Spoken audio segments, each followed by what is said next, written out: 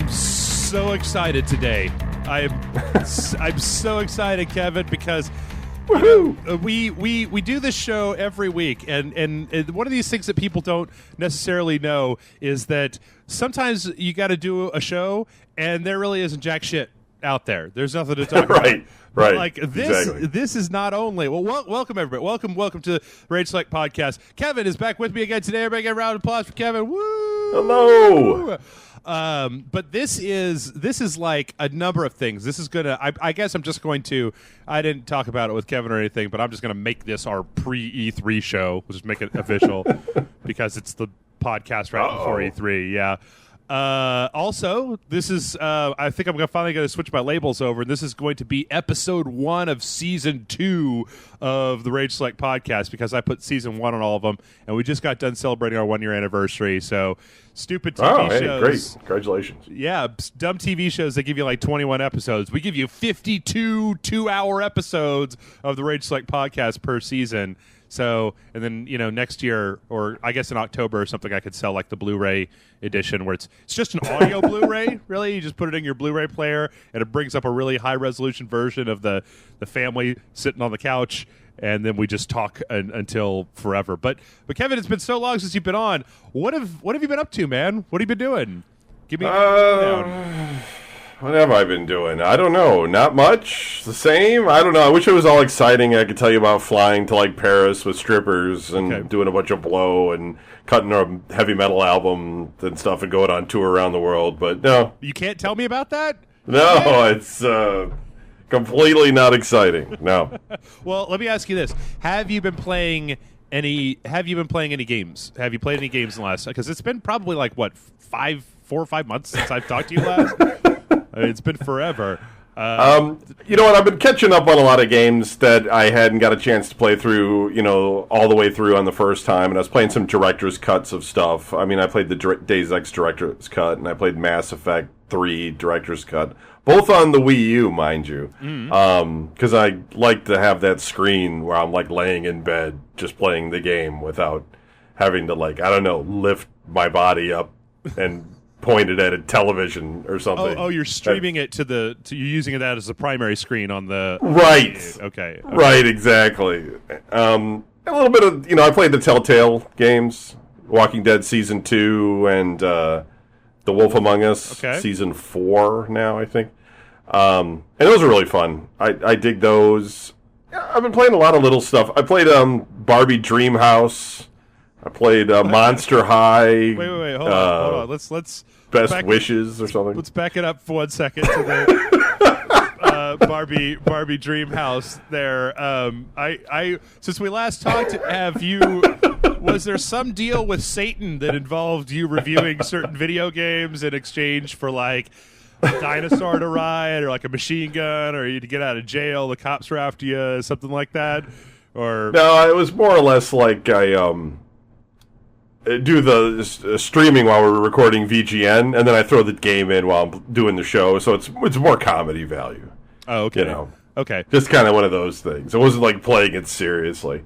Playing a lot of Grand Theft Auto 5, which I think is great. So I've been playing lots of stuff, but, nothing like cutting edge, nothing that just drops immediately. But I don't even know how much stuff has actually dropped recently that, other than Watch Dogs, that I would run out and pick up. Maybe Mario Kart. I haven't got that yet. New Mario Kart's really good. I don't know. As anybody who listens to the show probably knows, I don't have nearly enough time, it seems, to play.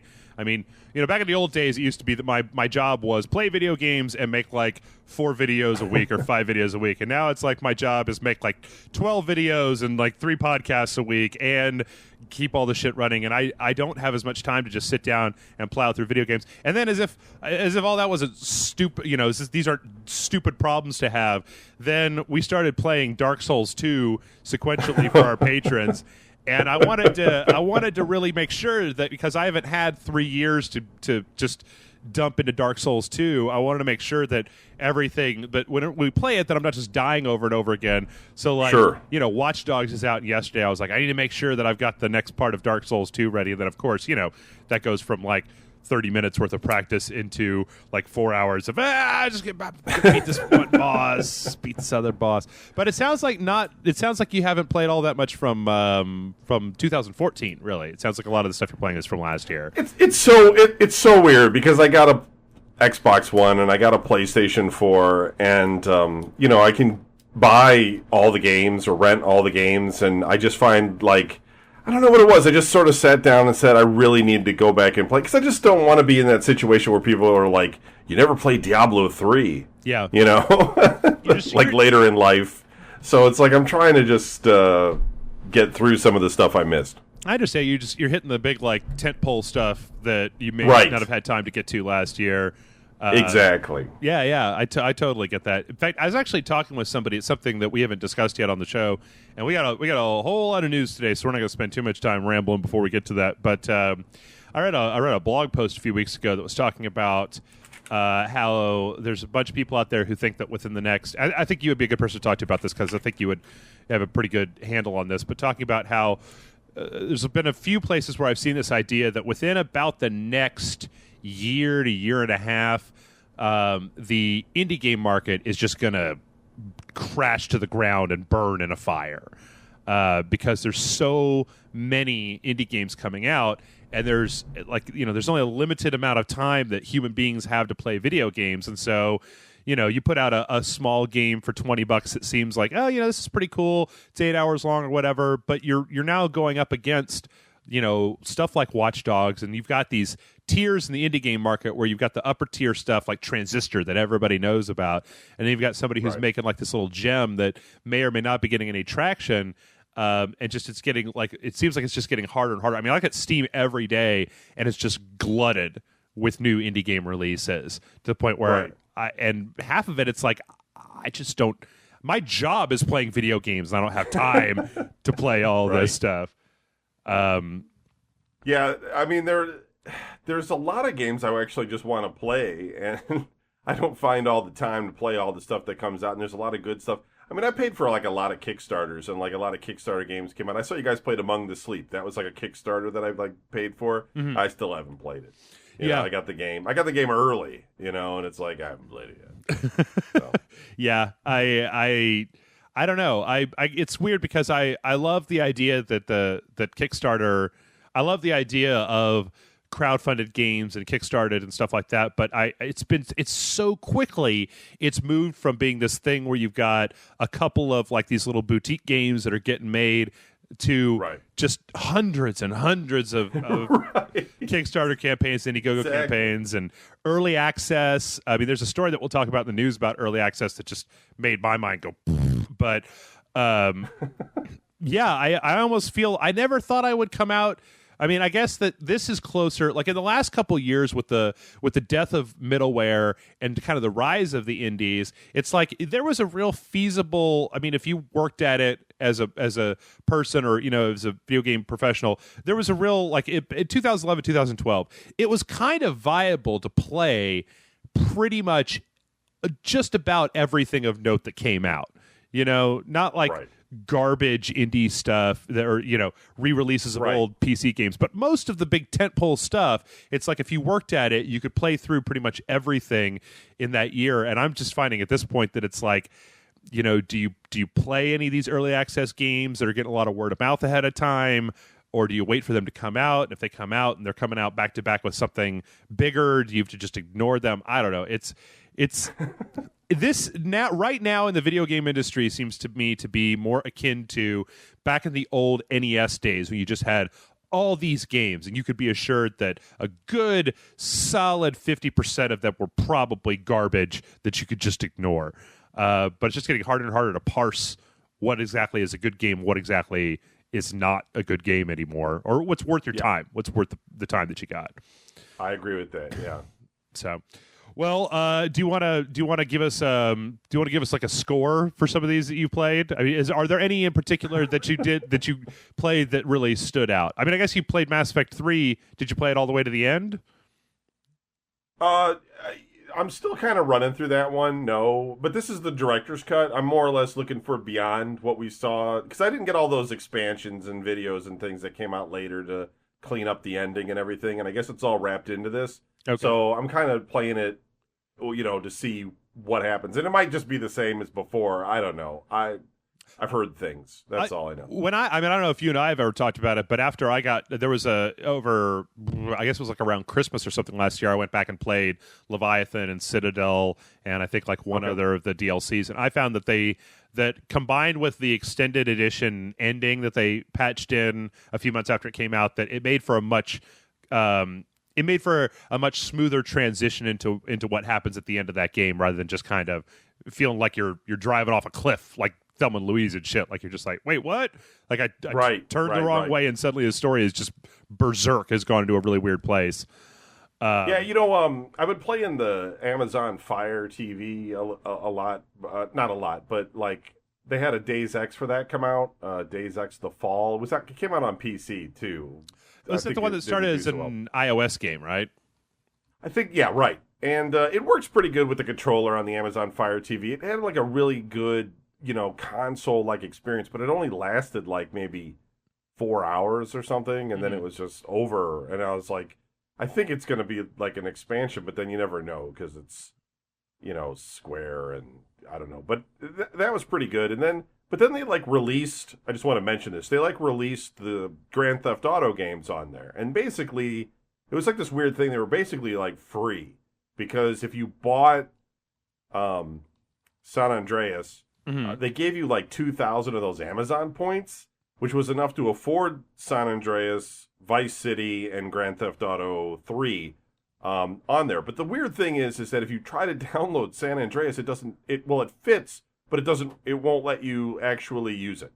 What? Wait. Because it keeps saying you don't have enough storage space on the unit. These are like the phone versions, right? These are like the ones that they released on iOS and Android, I would assume. I think it's like the Android, yeah. Okay. It's the full game. It's just like little scaled down graphics. That reminds me of when I guess what was that Miyazaki game that had the little Welsh dude in it? God damn, I can't remember the name of it. No, but I remember when that came out digitally on the PlayStation 3, you had to have, it was like a 30 gig download, but you had to have 60 gigs free because you had to have 30 gigs to hold the install file and then like 30 gigs to install it.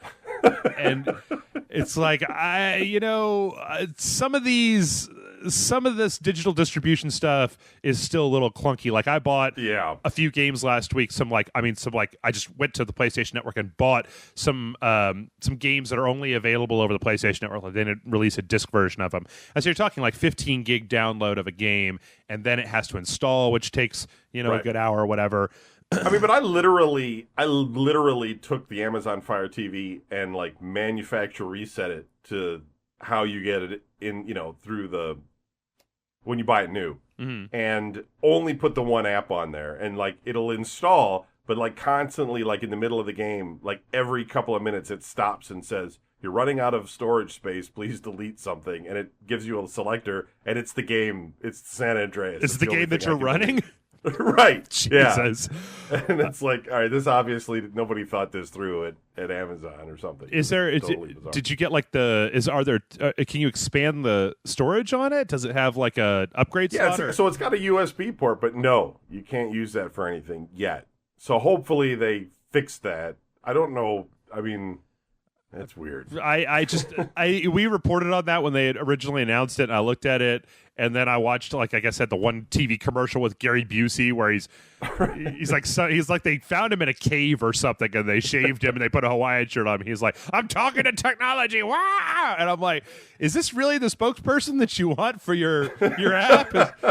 Crazy ass Gary Busey. It looks like he's just been like just directly doing crack cocaine for the last 20 years, and he's just like, I don't know. Well, I tell you what, let's go ahead. We've got a crap load of news, and a lot of this is trailers. it seems like, I mean, well, I guess one more thing before we jump in here, Kevin. Do you have, I mean, we've got a bunch of news and you've already seen all of it, but do you have any E3 predictions for this year? E3 2014 predictions. Would you like to make some just crazy speculations that will probably not pan out? Like give me the outside bets, or I don't know. Do you There'll think be a drive-by shooting at the Sony movie theater? Did you hear about that movie theater thing they're doing, where they're showing the press conferences at local theaters and handing out swag? No. No. Yeah. No. That's like it may be at a theater near you, but they all sold out like quickly. Yeah. So I totally kind of thinking there might be a riot to get the free PlayStation 5s that they're passing out. Man, they've done that here in Austin for a few things. They did it like with the Doctor Who and Breaking Bad, and every so often with a big, like the season premiere of a TV show, they'll show it at a theater or something like that. Right. A lot of the Alamo ones. But I hate movie theaters with a very visceral passion. I don't like how close the seats are to each other. I don't like it when the guy next to you won't shut his fucking mouth, or he smells like pickles, or whatever, his feet are too big and they keep bumping into mine. I don't like, I intentionally try to go see movies on like a Tuesday night at midnight, 2 weeks after it's come out, and I'm like, Godzilla, right. I'm here by myself. But what, I was listening to a podcast last week where they were talking about how long do we think that E3 as an idea the question was basically, is E3 still a good idea? Is this still like a thing? Because for people, I mean, I guess it is for people who, are just like, I don't know, I'm going to watch this week or whatever. But for like those of us that are real hardcore about this, or I guess one of the questions was, E3 show floor, okay, that's fine. But like the conferences anymore, Nintendo's already gone to just doing a Nintendo Direct instead of having a bunch of game journalists into I'm sure that whole thing is expensive, right? They've got to do the whole theater. They've got to accommodate all these journalists. They've got to do this stuff. And you start to wonder, in this day and age when, there was some story that I had up that I axed because we got too many of them, but it was like the people last year watched 273,000 years worth of streaming esports content online. You go, when we are so plugged into streaming, like, wouldn't it be easier for Sony just to hand us all a 2-hour video or record all that shit at their own in their own time in their own building? That way they don't have to worry about, the video went out on this, or this game bugged out, or this guy flubbed his lines, or the audience didn't react. I honestly think it's E3 is designed to try to get the guy that's not that into video games. You know what I mean? Because it shows up on like the regular news and, in magazines, and, it creates a sort of buzz for the big stuff that gets around, and if you didn't have it, if Sony just released like a video, like you're saying, it'd probably just be like every other video, and the mainstream probably just wouldn't run with it. I think that's the biggest problem. Yeah, I guess what I would say to that is that it seems like that as time goes on, as we go further and further, into the way that video games are in this world, I think that the percentage of human beings who are unaware of video games is becoming smaller and smaller and smaller and smaller, or that those people, you're going to market to them. I mean, I think that, remember when Nintendo announced the Wii U, and for like 2 years, I was answering questions from people who didn't play video games about, so what is that exactly? Is it the pad? Do you just buy the pad? And it was like, no, it's a whole console. Or the fact that after Microsoft announced at their conference their whole Xbox One always online and all that stuff, like, even when they walked that stuff back, well, I guess I'm really making the opposite point now. As I say, even when they walked that stuff back, there were plenty of people who still thought that was the way it was going to be. But I don't know. It almost seems like that instead of paying the money to go to E3, that if you took that money, if you were a Sony or Microsoft, if you were the big guys, right, Nintendo, Sony, Microsoft, Ubisoft, EA, Activision, one of those guys, if you just took the money that you were going to spend on your booth and on your announcement, on your stuff, and you just did your own event, like a week before E3, where you go, we're going to have our own 3-hour press conference, and then we're going to release a demo, and we're going to have a bunch of kiosks at Best Buy where you can go play Titanfall 2 or whatever, that would probably get people more excited than getting lumped in with this huge trade show. I don't know. I mean, who are all these people going? Would gaming be a better place if you just eliminated the people that are going to the movie theater to watch the Sony press conference? Like if you just dragged them out of the parking lot and put one in the back of their head. What are you talking about, Kevin? Like, yeah, I mean, because like, who is that person that's gonna go watch a press conference at the movie theater? Like, that to me seems just like the guy that's like way too into it or something. I don't know. That's maybe just that's the guy he wants the bragging rights and I don't know. I mean, that's just too far. I don't know. I'll tell you this. I mean, my sleep schedule is all fucked up, and I usually wake up at like noon or 1 or whatever on a weekday. That's why you guys who don't know this, there's a few people last week who were like, "Thank you for posting these videos early," and I'm like, "Well, I went to sleep early and I woke up early, and that's because usually I drag myself out of bed, and the first thing I do is post whatever the video we have for the day is." But when E3 happens, I'm sure as shit going to be up an hour or two beforehand, all coffeeed up in the chat room with the stream going with everybody else. I mean, I could say that's fine. Yeah, but I don't know. The getting up and going to watch it at the theater. Like, I'll throw on G4. Well, it's not around anymore, but it's probably going to be on Esquire to watch the the happenings and stuff like that on the big TV. I just can't see myself going to the theater. I mean, that's bonkers. I got to pay for concession. Like, I can't bring in my own drink. I got to spend like $5 for the drink to sit down and watch the show. It's crazy to me. It's just crazy. Kevin, were you on the show? I don't know if it was you or if it was somebody else. I can't even remember if it was on Rage Selector before that. But there was a day and a time where I said, if virtual reality, if like the Oculus Rift and that sort of thing becomes very successful, we could eventually live in a world where there aren't movie theaters anymore, right? Because the movie theater experience is for this giant screen, and if you can have a virtual screen that's literally as big as your field of vision, why would you go to the movies? Because you can have that experience right on your couch at home. Right. Totally agree with that. Oh my God. It was as if I had said, you know what I hate is grandmothers. We should drag everybody's grandmother out in the street and run them over with a car. Because people love the movie-going experience. Now, I don't know. I don't, but I think that there are people out there that I think would.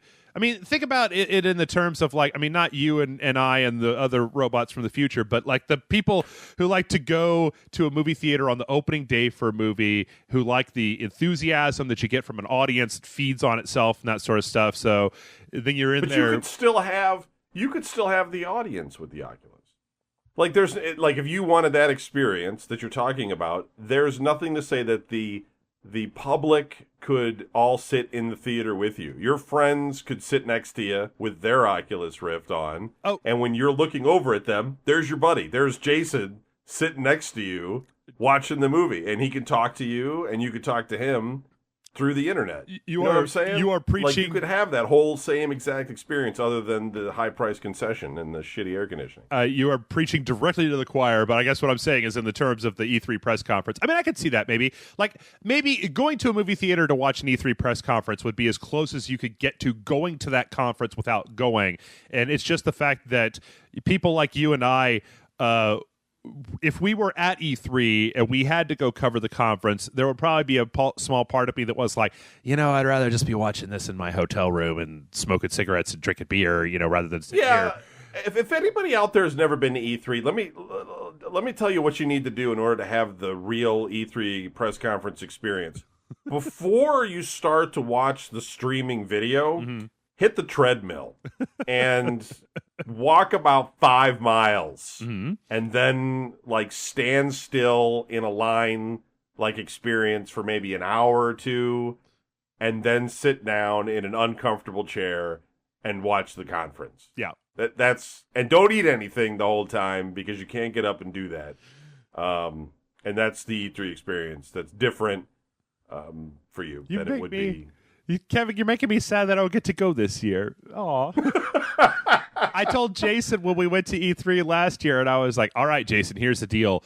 don't drink anything but water and don't eat anything for the love of God until the day is over. Like, we're going to wake up, we're going to get some coffee, we're going to be on our feet all day, and then when we get done, we'll go get some real big dinner or whatever, because the last thing in the world that you want to do is have to drop a deuce in the in the E3 toilets. Like, you just want to get in, urinal, get the fuck out of there, because there is some weird shit going down in the bathrooms of E3. All right, so with that lovely mental image directly refreshing you guys' minds, let's move over to, we got a whole shitload of trailers to talk about, and we've got a little bit of assorted news at the end. So the first up on the list, and I don't even know, I guess this was kind of E3-ish, but it kind of just came up. There was an announcement for Mortal Kombat 10. Yeah. With the trailer with Sub-Zero and Scorpion, and they were fighting in a forest. I actually read there was a kind of a weirdly scathing editorial on Polygon about this trailer, where they were just like, this trailer doesn't tell us shit. And I was like, well... It's like most trailers. Yeah. Did you... I mean... You know, this is the video game industry, bro. Like, the first trailer is always some pre-rendered thing that's just supposed to get you excited. So yeah, this is Ed Boon and 10th one. Yep. 10. NetherRealm. And I mean, the trailer, it just basically had Scorpion and Sub-Zero beating the shit out of each other for about a minute, with some hip hop over it, and there was, I don't know. I really, I mean, you know, did you play Mortal Kombat 9? No. The last one? I really enjoyed that game. The problem, of course, being that they kind of blew up the entire Mortal Kombat universe at the end of Mortal Kombat 9, so I'm kind of like, what exactly are we going to be doing here in Mortal Kombat 10? I don't know. What'd you think about the trailer? You saw it. Yeah, I mean, I'm with you, or that guy or whatever, that it doesn't really tell you anything about it, but at the same time, I don't know, I was looking at it and I was thinking to myself, okay, this isn't owned by Midway anymore. It's owned by Warner Brothers Interactive, and I'm pretty sure they came out with the last one too. And what's their track record overall, though? Like, as a company, like as a publisher of games at this point? Like, I noticed that there was another video you sent that was also pushed out by Warner Brothers. Like, are they releasing a bunch of good stuff, or do they have a history of crap? Because I think that's really kind of what, runs through my brain a lot of times when I see stuff like this. Like, is it really going to be good, or is it just it's just a cash in? Well, it's their 10 is it should be like to me personally, it should be a big game. It's 10th one. Well, this game's been going on forever. Yeah, I think I was in a diaper when the first one came out. I still remember the first one. I saw it in a bowling alley. And everybody was bowling, and I was just like, what the fuck is that? And then there was some kid there who knew how to do fatalities. I saw that, and I was just like, what? But this, I mean, it's being developed by NetherRealm, and it's being published by Warner Brothers Interactive. Who, right, okay. Well, NetherRealm, what, the Neverhood or something? I mean, who's NetherRealm? I don't even know. NetherRealm is Ed Boon's studio. It's the one who they've been making. They made Mortal Kombat. They made Injustice, and they made Injustice. They were basically they made Injustice. Reformed from the they were reformed from former members of the Midway team that was doing Mortal Kombat back in the old days. Okay, then good. That makes me feel better. And if we look at let's look at and as a publisher for Warner Brothers, let's take a look. I'm going to just start at. If it was the Barbie Dreamhouse developers, that's right. Then well, that wouldn't be as exciting. Speaking of that, I mean, last year they showed Mad Max right at E3. They did the announcement for that, and it was done by Avalanche. And I got all confused because there's two Avalanches. There's Avalanche and there's Avalanche Studios. And Avalanche puts out a bunch of garbage kids games, and Avalanche Studios were the guys that put out Just Cause 2. So when we talked about Mad Max, I was like, I looked at what these Avalanche guys did. It seems a little weird that they'd be doing a Mad Max game. And everyone's just like, no, Jeff, they're the Just Cause guys. Oh, okay. Right. Let's see, Warner, let's see what they're publishing. In 2015, they're publishing Dying Light, Witcher 3, Arkham Knight, Mad Max, and Mortal Kombat 10. This year, they've got Middle-earth Shadow of Mordor, which we'll talk about, Lego Batman 3, Gauntlet, Lego. It looks like they do a lot of the publishing for the Lego games, and the Batman games, obviously. Injustice. Well, okay. I mean, that sounds pretty good then. Yeah, Scribblenauts. Yeah. But I don't know. I mean, what I really am curious about, what I'm most concerned about with this particular trailer is I've seen Wolfenstein, and I've seen a few things on the next generation consoles that make it seem like this trailer could actually be gameplay footage. I was thinking that when I was watching it, but or at least doubt a close approximation. I don't know, man. Like seeing now on the PS4 and the Xbox One, like when you get I mean, there haven't been very many, but I mean, Wolfenstein, I guess, was the one that I played where it really just blew me away with all the particles and the light effects and that stuff, in addition to character detail and stuff like that, that really just made it look real good. So that's what I'm really curious about, is for them to. I want to know two things about Mortal Kombat 10. I wanted to know what the fuck is the storyline. And is what we saw, is that gameplay or is it pre-rendered? Is there a storyline to Mortal Kombat, really? Does it matter? Yes. Well, see, here's the thing, is that Mortal Kombat 9 actually did something that I thought was really smart, where they took Mortal Kombat 1, 2, and 3, right? And they took the dumb, over-the-top story from Mortal Kombat 1, 2, and 3 and squished it all together into this one game with cutscenes and characters and all this different stuff. And I thought, I mean, the story of Mortal Kombat's stupid. I'm not going to sit here and try to tell you Mortal Kombat 9 is like War and Peace or something, but it's fun, and it makes for a decent reason for people to punch the shit out of each other. Next up, speaking of Warner Brothers, we've already mentioned it. There was an awesome trailer for Witcher 3: The Wild Hunt, which has been pushed back. I mean, we talked about before. It's been pushed back to February 24th of 2015. But it's funny how I remember when The Witcher 1 came out, and I never really got a chance to play. I was like, just some emo guy with white hair or whatever. And then 2 came out, and I played it, and I didn't like it. And then they did the collector's edition, and I played that, and I did like it. They really, I mean, one of the things I got to give CD Projekt Red is that they're really committed to, like, they did a lot of work on The Witcher 2. Like, they released it, and it had some problems in the tutorial. It had some problems in a few places, and they put out all this free DLC until they fixed it. Then they put out the collector's edition on the Xbox 360.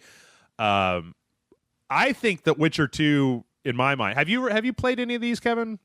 Oh yeah, I played both. Okay, for my money, Witcher 2 is one of the most underrated games out there. Like, I think that Witcher 2 stacks up in the same, goes shoulder to shoulder with Mass Effect and even games like Dark Souls as far as just story and atmosphere and gameplay. I think they make a really, really compelling universe. And then if this one does everything they showed me last year, which it looks like it still is, where they're basically taking The Witcher 2, but then making basically plunking that style of gameplay into a world like the size of Skyrim with all these different places to go and things to do, this has the chance to, even with the shit that's coming out in 2015, to be like a major contender for one of those really just tentpole games that people are never going to forget.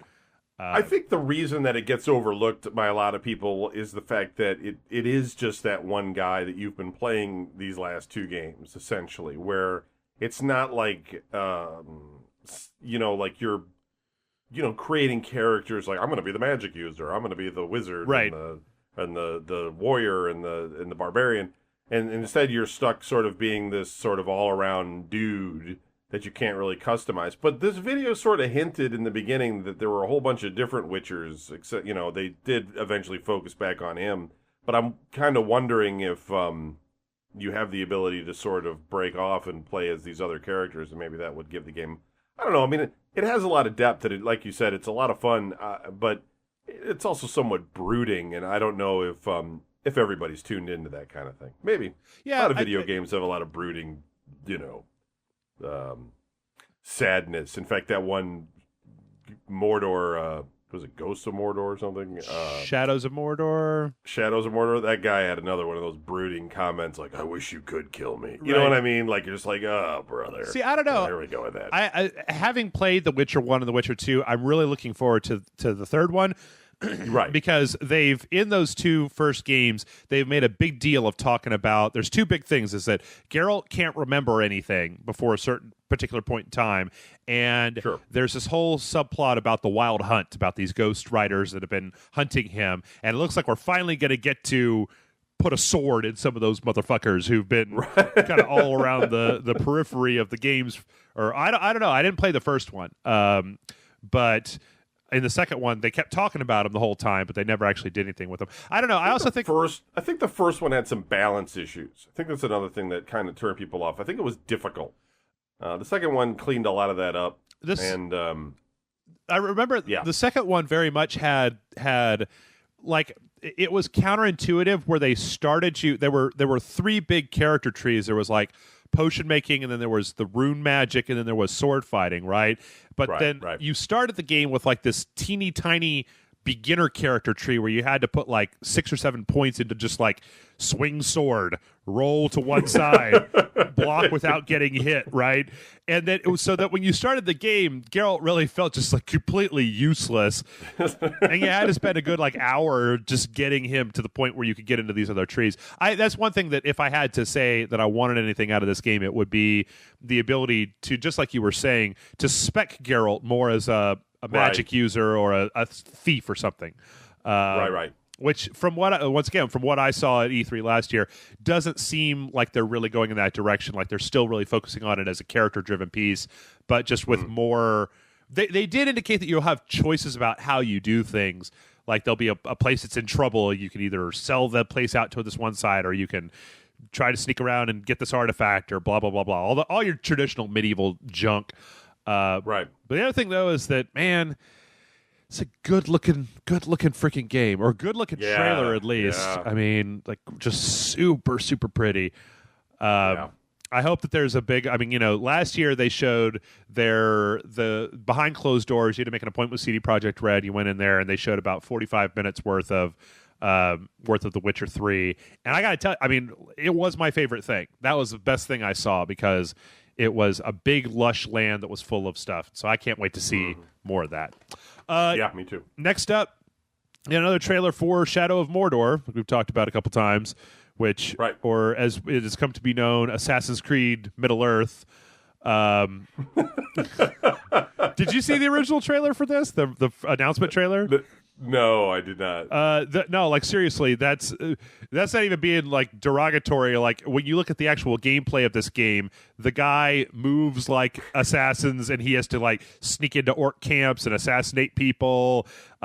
He's got assassin vision. There's even a pre-order skin for it where he's got a hood, a leather hood, and he looks like one of the assassins from the Assassin's Creed series. But this is pretty much just a CG story trailer. And it did indicate, I mean, I guess they called him the Grave Walker for the first time. Yeah.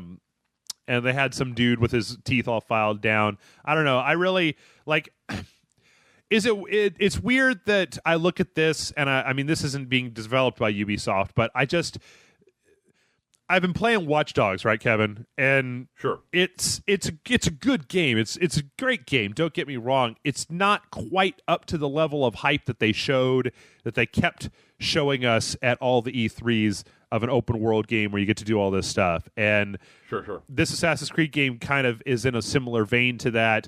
I think I'm going to have to maybe have a new policy where I'm like, if you got an open world game, I'm going to reserve getting really, really excited until I actually play the game, because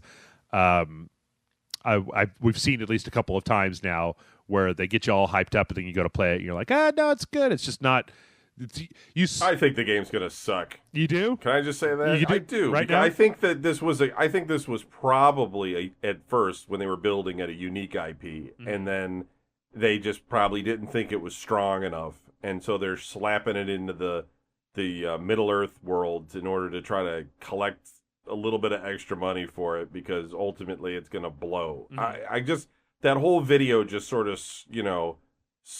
it's not showing me everything you can do. It's just kind of showing me like, that there's some drama going on that it wasn't even good drama. I mean, he just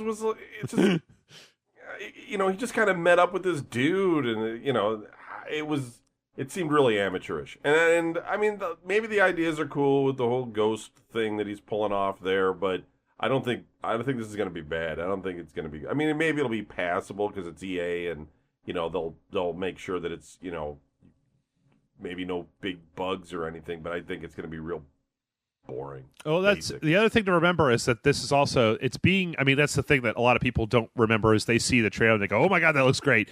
Then they don't look at who is the developer. And the developer for this game is Monolith. Now, yeah, I did see that, and I liked Monolith stuff, but I don't know. You go down and look at the last 5 games that Monolith has made, right? Before this, Guardians of Middle-earth, which was the Lord of the Rings MOBA, Gotham City Imposters, which was the Team Fortress 2 Gotham City, Fear 2. They didn't even make Fear 3, but they did make Fear 2, Condemned 2, Condemned, and Fear Matrix Online. That's 2005 until now. That was okay.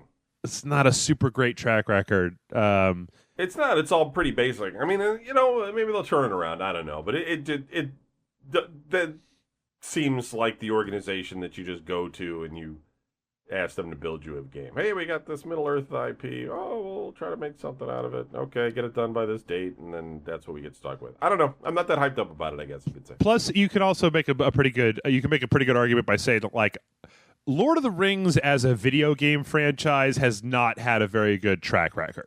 It's right. There a lot of. I mean, they haven't been all bad games. I like the RTS Battle for Middle Earth games. I thought those were good.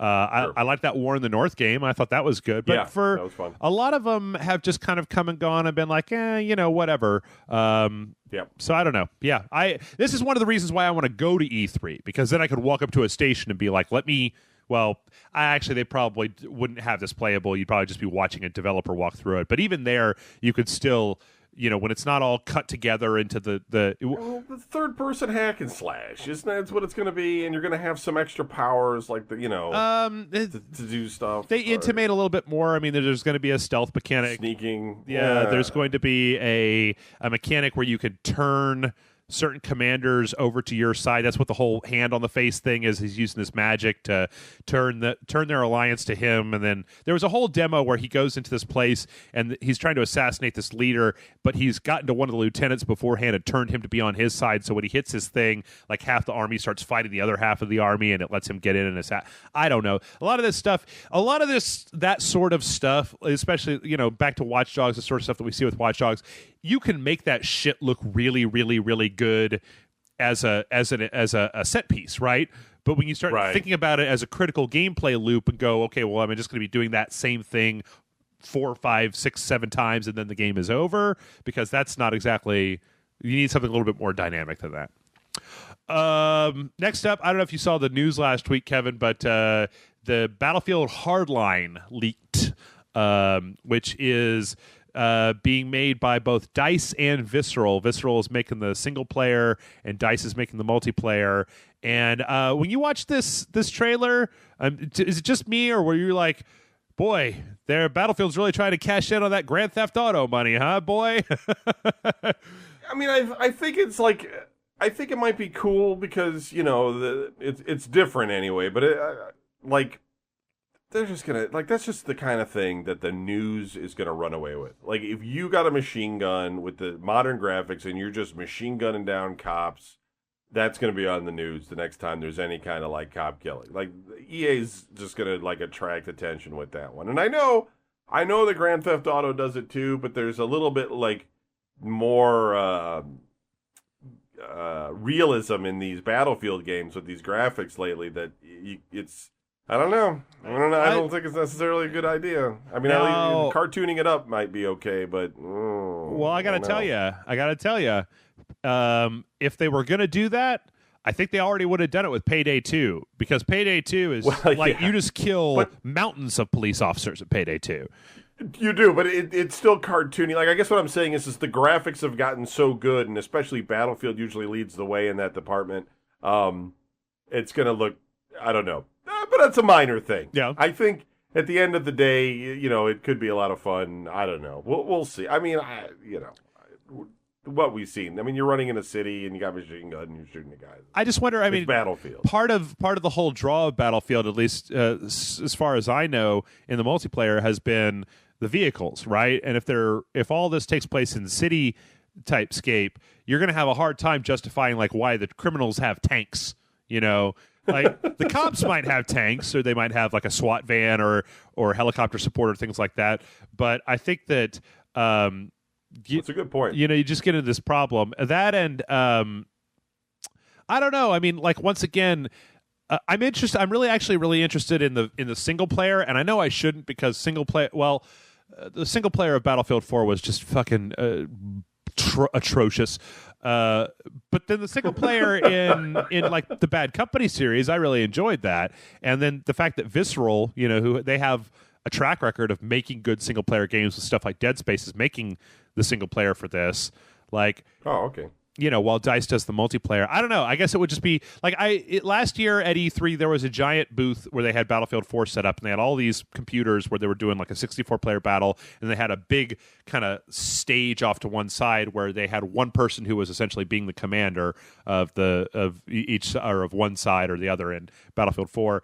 And I think that I would like to stand behind a bunch of people and see people playing whatever the one map is that they bring to E3 for Battlefield Hardline, because if the cops all have helicopters and APCs and the criminals have, like, you know, cars, well, I mean they'll make it fair. I mean it'll be a hijacked news copter, and you know they'll have an armored up van or something. I mean it's, you know, they'll work it out. I mean it's not like cops have tanks in real life. I mean they got those ones that knock doors down, but I mean, you know, how many of those are they gonna have? One, you know what I mean? Yeah. Police boats and stuff. But I just think, man, you're gonna have a game where people are gonna be like having gangs of players that are crooks, with a guy that's like the kingpin leading his organization to go out and kill cops.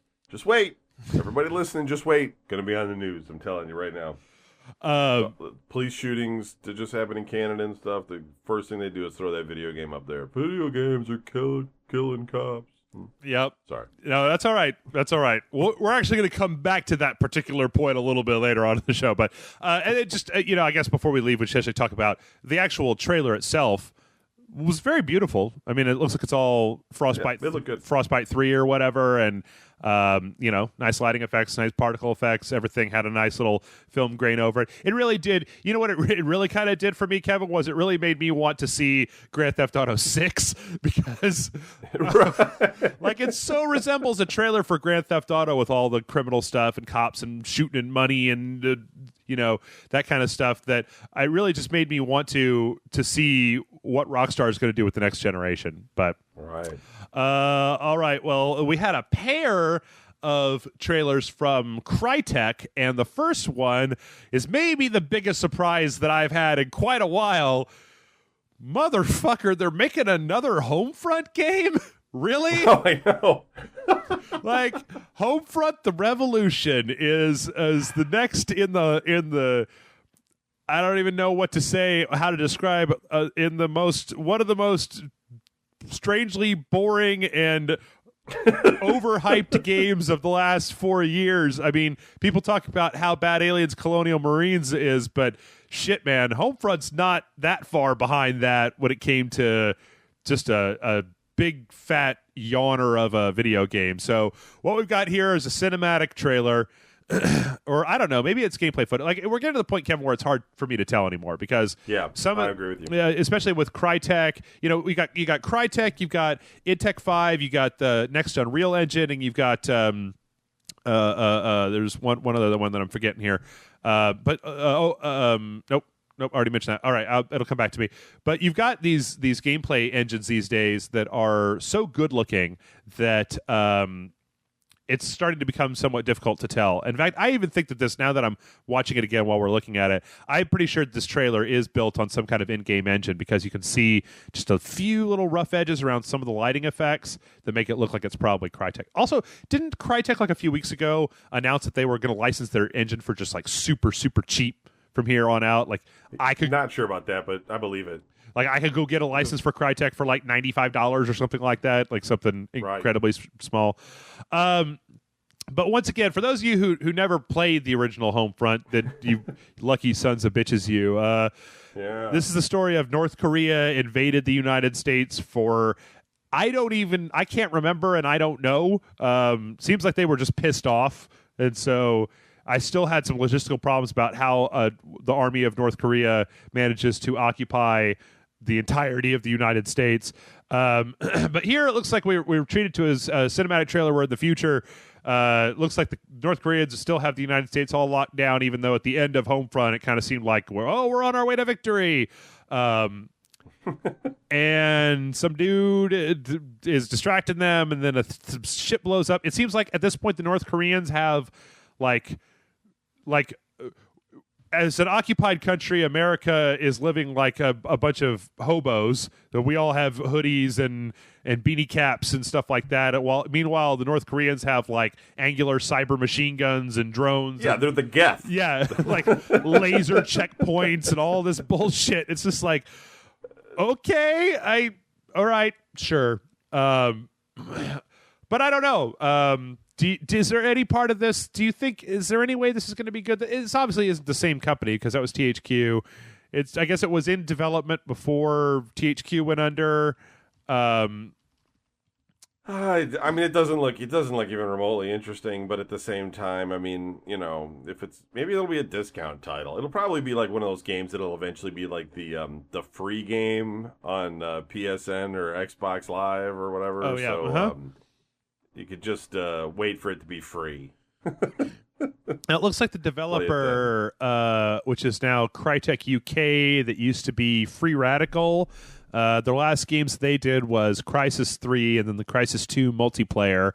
And then before that, they did, when they were Free Radical, they did Haze back in 2008. You remember that with the future drugs that you shoot up? No. Yellow guy with a yellow faceplate on the front of the box. It was really stupid. And then all the Time Splitters games, they did all of those. I don't know. Crysis 3 wasn't bad. Crysis 2 wasn't bad. Maybe this one. That's all I can really hope for with Homefront is not bad. Like, I mean, I don't know. It doesn't look very. I mean, it just doesn't look very good. It looks. It's all I gotta say. It's so goddamn generic. It's so. Yeah. The trailer is so goddamn generic that it's like, okay, fine. I could have told you in the beginning when the dude was walking up. You know what would have been a better trailer is that dude was walking up to the checkpoint with a box, and they just shot him in the head, and then it was just like Homefront, the revolution. Everybody's gonna get shot, or I don't know, something like that. Yeah. In addition to that, Crytek also released a trailer for Hunt. I think it's a Hunt Horrors of the Gilded Age, which was a very simple cinematic trailer, just a fly out of a crypt, and there are a bunch of monsters, and it pans all the way back to four kind of Victorian-style characters standing over a graveyard, making some quippy quips about, it must be crazy to go in there, blah, blah, blah, blah, blah, blah. So from what I know so far, it looks like this has been described as a third-person kind of medieval Left 4 Dead type of game where you're getting... Yeah, I was thinking Left 4 Dead when I was looking at it. Yeah. I mean, it's definitely going to be... I would assume that it's probably going to have a pretty big multiplayer component. Looks like they got 4 different character classes. So, I don't know. I mean, it doesn't... Once again, this trailer also... It's got a little bit more style than that Homefront trailer. It doesn't have a whole hell of a lot of substance as to exactly what it is that we're looking at. I do know that when I was looking at it, that some of the people that are developing for this game are the folks from Vigil who did Darksiders that they got when they bought the THQ assets. So that's good. That would be... Those guys made 2 games that I really enjoyed quite a bit. So maybe... but I kind of put this in the same vein as stuff like Gauntlet. This is probably going to be a smaller game. I don't know. We'll see if they... I mean, I don't think this is going to be the thing at Microsoft's press conference where they get up there and crow about how they managed to get Hunt Horrors of the Gilded Age as an exclusive for the Xbox One and, do a 20-minute stage demo. Right. Yeah, I don't know. Do you have any thoughts? Anything at all? It's kind of...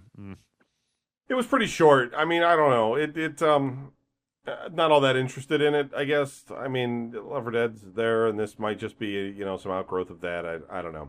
I mean, maybe if I saw more of what it was all about and everything. But I'm not all to be honest, I'm not all that into those sort of limited online multiplayer games lately. Not that there's anything wrong with them. I mean, I just went through my whole phase of playing, Counter-Strike and stuff, and I'm not really into that right now. So that doesn't, seem all that interesting to me. Yeah. Okay. Real quick, we'll go zip through some of the rest of these. Dead Rising 3 is coming out on the PC, which makes me really happy. Kevin, did you play Dead Rising 3? I did a little bit, yeah, but I didn't play the whole game. I played the demo in order to check it out. I enjoyed it. It wasn't going to throw down the $60 for it at the time. Yeah, I put it on my Game of the Year list last year. I thought it was really, really fun. I mean, just as a mashing up zombies, I thought it was good looking. I thought it played really well, and I think that this is cool. I mean, I think that if you haven't bought an next-gen console and you've got a PC, I totally think that this is worth it. I actually think the Dead Rising games work really well on the PC. Dead Rising 2 Case West was like $5 on Steam one weekend. I downloaded that and then ended up playing it for like 6 hours or something because it's just real easy to get lost in Dead Rising universe of chopping up zombies and doing stuff. This actually, I think, also kind of came along with they released some drivers for the Xbox One controller for the PC this week as well, which I plugged in yesterday when I was playing Dark Souls 2, and I had a little bit of trouble with it, but I got to give it another shot. Like it was like the L1 button was held down. I couldn't get it to unstick the L1 button, but I like the Xbox One controller. I like how it's less clacky and squeaky with the shoulder buttons. They're padded, right? So it's like quieter than the old Xbox 360 controller. Anyway, though, Dead Rising 3 is coming to PC. I bet there'll be some kind of exclusive DLC content. I haven't played any DLC for it, but it's good news. Also, they're putting out a 3-pack. Nintendo's throwing together, or I guess it's Capcom, is throwing together a 3-pack of Ace Attorney 1, 2, and 3 for the 3DS for $30. And it looks like they said in the trailer they were like, they've redone all the art. It kind of looks exactly the same as it did on the GBA to me. I mean, I guess it's been up-resed because it's a bigger screen on the 3DS. But if you've never played Phoenix Wright, have you played the Phoenix Wright games? Oh yeah. They're great, and the fact that you get 3 for that price is, I mean, if you've never played them, what a great deal at it. Yeah, especially the first one. The second one, they start to introduce some slightly bizarro mechanics. I hope that I wonder if in the first one, if they're going to fix it or they're going to do any kind of tuning. I know they had a release on iPhones for Phoenix Wright, but I remember when I played the original on the was it the DS or the GBA or wherever it was. It might have been on the DS. They had that thing where, like, if you screw up too many times, it's just game over, and then it takes you all the way back to the beginning of the case. And it would be nice if there was a way to checkpoint you so you don't have to just go through all this dialogue to get back to where you were. But yeah, if you folks out there, if you've never played a Phoenix Wright game and you got $30, that's a pretty good deal for 3 great games. Really good games. On the opposite side, it's funny. 2 years ago, 3 years ago, the trailers came out for Borderlands 2. It had the bajillity weapons and big wubs and all this stuff, and everybody was just like, "What? It looks awesome!" And I keep seeing people with the Borderlands, the pre-sequel, as they're calling it. It's coming out. What is it? This year, October 14th. People just seem like they're like, I'm kind of done with Borderlands. But this appears, I mean, for the trailer, it looks like it takes place on the moon. You got Handsome Jack. You've got a whole new set of Vault Hunters, Claptrap with a gun, and it looks just a lot like more Borderlands. I don't know. What do you think about that? I mean, I like Borderlands. I mean, I can see myself playing it. I didn't really care for the trailer all that much with people dancing with the Michael Jackson video type thing going on there. But, I mean, I know they were just trying to be cute. I think I would totally play it. Yeah. Okay. Yeah, I mean, there's nothing in there that really I was all excited. I mean, it's just the trailer, they're just throwing a bunch of junk on there and stuff. But and I didn't really feel like the pangs of excitement. But if you gave me that game and were like, you got to play Borderlands, there's worse ways to spend my time. I'm sure I'd have a good time with that. Sure. I kind of wish that what I really would like, and this is what I really like out of E3, would be details about what exactly they're adding. Because if this is just Borderlands 2 in a different environment, Like, I want to know. It looks like they've got 4 new heroes, right? So I'd like to get some details on the classes and what they do. I'd like to know more about, like, if they're adding new gun types, or they were like, look, guns are in Argyle, and I'm like, okay, that means literally nothing to me. I'd much rather know, like, do you have new? I mean, they said new types of vehicles. They showed like 1 vehicle there and some new different monster types. But I need more of an incentive to go back, especially with them having just released Borderlands 2 on the Vita not too long ago, and I played some of that.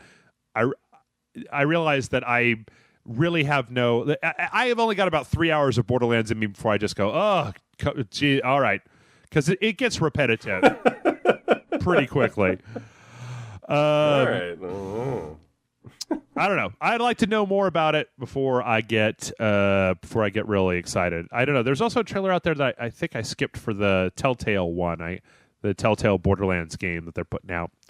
And then finally, our last 2 trailers are near and dear, of course, to my heart. One is they announced that there's going to be some DLC for Dark Souls 2 called The Lost Crowns that showed. Which is weird because when Dark Souls 2 was in development, developers specifically said that there wasn't going to be any DLC at all. Right. And now it's been out for, 4 months, and they're like, here's the DLC! And not only that, but it looks like they've got 3 different chapters. Crown of the Sunken King, and then there was that's going to be the first one, and there's going to be Crown of the Old Iron King and Crown of the Ivory King. There's reference in Dark Souls 2 to the Old Iron King, but the other 2, I don't really know that. I'm not deep enough into the mythology of Dark Souls 2. I don't know. The video just showed the guy walking up something, and then he fought like some green thing spitting goo on him or whatever. I'm sure you were looking at it with waves of excitement. I was looking at it going, that looks boring. I don't know. Well, I was kind of excited. I mean, some of the stuff. The thing is that a lot of what they showed in there are, I mean, the green things they showed are kind of variants of enemies that are already in the game, and then there was the one kind of big boss at the end. Once again, it's one of those things where just showing me a crypt and some monsters for Dark Souls 2, you could do better than that, you guys. What I really hope, I tell you what I sincerely hope, though, is that in Dark Souls 1, when they announced or when they released the DLC for it, there was a place in Dark Souls 1 where you could farm the items that you needed to play online multiplayer. You could farm humanity that would turn you back to humans so you could get into other people's games. I really hope that there's a place in this one where you could do the same thing. I mean, I've already we did our review for Dark Souls 2. I assume, Kevin, that you have not picked up Dark Souls 2 and played it after your experience with Dark Souls 1. No, I did re-pick up though Dark Souls 1, so I will sit down eventually and just get my way through it because I believe you. I believe that it's one of the greatest games ever made. I just have to be in that, have to be convinced. There's a website out there that has a handy, 3 videos that'll just tell you a lot about the basics of play at Dark Souls. It's got the initials RS. I don't know. Maybe check it out. Maybe sometime. I don't know. But it's filled with spoilers. So I don't know. That's right. I don't even know how you spoil. I mean, it's hard to even. I couldn't even. It's not like I could show you cutscenes from Dark Souls 1 that would spoil anything, except for the ending cinematic. And out of context, I could show you the ending cinematic Dark Souls 1, and you just be like, "What did I just watch? I don't even understand. What did I just see?" But I don't know. I think the difference here is the story of Dark Souls 2 is much. I don't care for the story of Dark Souls 2 as much as I did for the first one. So the idea of expanding on that story, it's interesting, and I'll definitely play it, but it's not as interesting to me as the original expansion was. But I'll tell you what is far more exciting than all of Dark Souls 2, which is something that we didn't talk about last week, but I think it came out right afterwards, was there was a leaked teaser for Project Beast. I haven't talked about Project Beast, I don't think, on the show yet, but there were some leaked screenshots that came out a while back, and so It was pretty limited, but it really looked good. Well, here's the thing. Like, some people know this. I think most of the people who listen to me drone on about Dark Souls on the site know this already. But, like, Dark Souls 2 was not directed by Miyazaki, the guy that made Demon Souls and Dark Souls. It was directed by people at From Software. One of the head guys on, one of the head developers on Dark Souls was the guy who became the overall director for Dark Souls 2. Meanwhile, Miyazaki, I believe, was a producer, but he was not directing the game specifically. So suddenly there came out a bunch of screenshots from this thing called Project Beast. And there's a bunch of people on the internet who are very quick to point out that Dark Souls originally was called Project Dark. And that when you look at the trailer, this leaked trailer and these screenshots, what you see from them looks a hell of a lot like a Souls game. Just the aesthetic of it, the way that the characters are moving. There's a fog gate. There's, just the look of the aesthetic looks like this. And so, what I'm going to predict is that what this is Demon Souls 2. This will be a PlayStation exclusive because the IP for Demon Souls is still held by Sony, and that this is going to be the sequel to that, probably called Beast Souls. I don't know, maybe. But I don't know. I'm really looking forward to it. This to me is the most tragic thing about not being able to go to E3 this year. Is there's probably going to be some booth tucked away over there where they've got this shit or something, either a video on a loop that we haven't seen before or 2 minutes worth of gameplay that you can play, and that's what I'm really interested in. So I don't know. Cool. Yeah. All right. That is all in the trailer E3 category. We've got a few more things real quick to run through, and then we're going to take a break, and then we'll take a few of your questions. Did you see, Kevin, these pictures of Valve's VR headset that they are working on? With the polka dots. It looks ridiculous. Yeah, that may be on purpose. But you know what the thing is with Valve? Like, the technology might be really cool, and I'd be excited about that, but like everything they do, like, I don't know, I'm going to be dead before that thing comes out, right? Yeah. Steam boxes push back another year. Who knows if they're ever going to make another Half-Life? Yep. I mean, and so when am I supposed to really get their VR helmet? I mean, it just, it's just, they're just like rich kids. They're like rich kids that have toys, and I can't get over their like gated community wall to enjoy their rich kid toys. So I have to like look at it through the fence and go, well, it looks like a lot of fun, but I guess one day I'll get to have that for the regular people, Yeah, not that excited about it, I guess. Yeah, they do take their sweet ass motherfucking time putting this shit together. Like they don't hurry up anything. I think the weirdest thing about this, they've got a whole Imager album from this event that they did, and the weird thing about it is that it's a VR headset. It looks a lot like the Oculus VR headset, but then it's got this piece that comes down, like, usually the headset goes over your nose, so your nose and your mouth are exposed, but then there's like on the front of it there's this plate that goes down further than that, so that it's like I get the impression when I look at this that I'd probably feel really claustrophobic with this thing on, because it looks like that panel in the front is so close to your mouth that when you breathe out, when you exhale, that it's just going to be hot breath coming back into your face. You're going to be marinating your face in the stink of your own bad breath with this thing on. It also has all these polka dots on it obviously for positional tracking. But yeah, I think I'll stick with Oculus. But then Oculus had a story this week about they've signed some kind of deal with Samsung to make a version of their headset specifically for cell phones.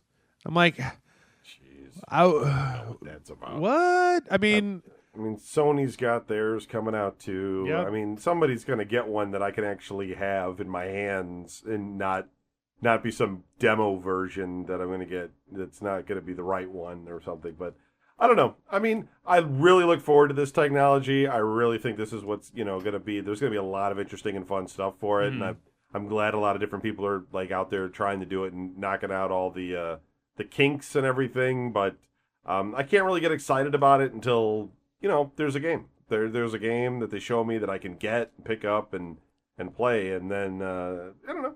then it'll be a lot more fun. Yeah, I think they've been showing this stuff since back in the Atari Jaguar days and stuff. I mean, it's still not in my hands. Yeah, so I think I'm gonna kind of got to wait it out. We talked about it, and I think Jason's sanctioned as the VP. Or I don't know if I should call him that. If I don't, who cares? He doesn't listen to the show.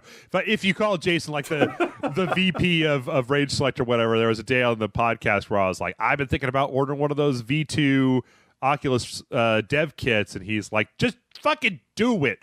How much is it? $350. Just do it and shut up already. And I was like, okay.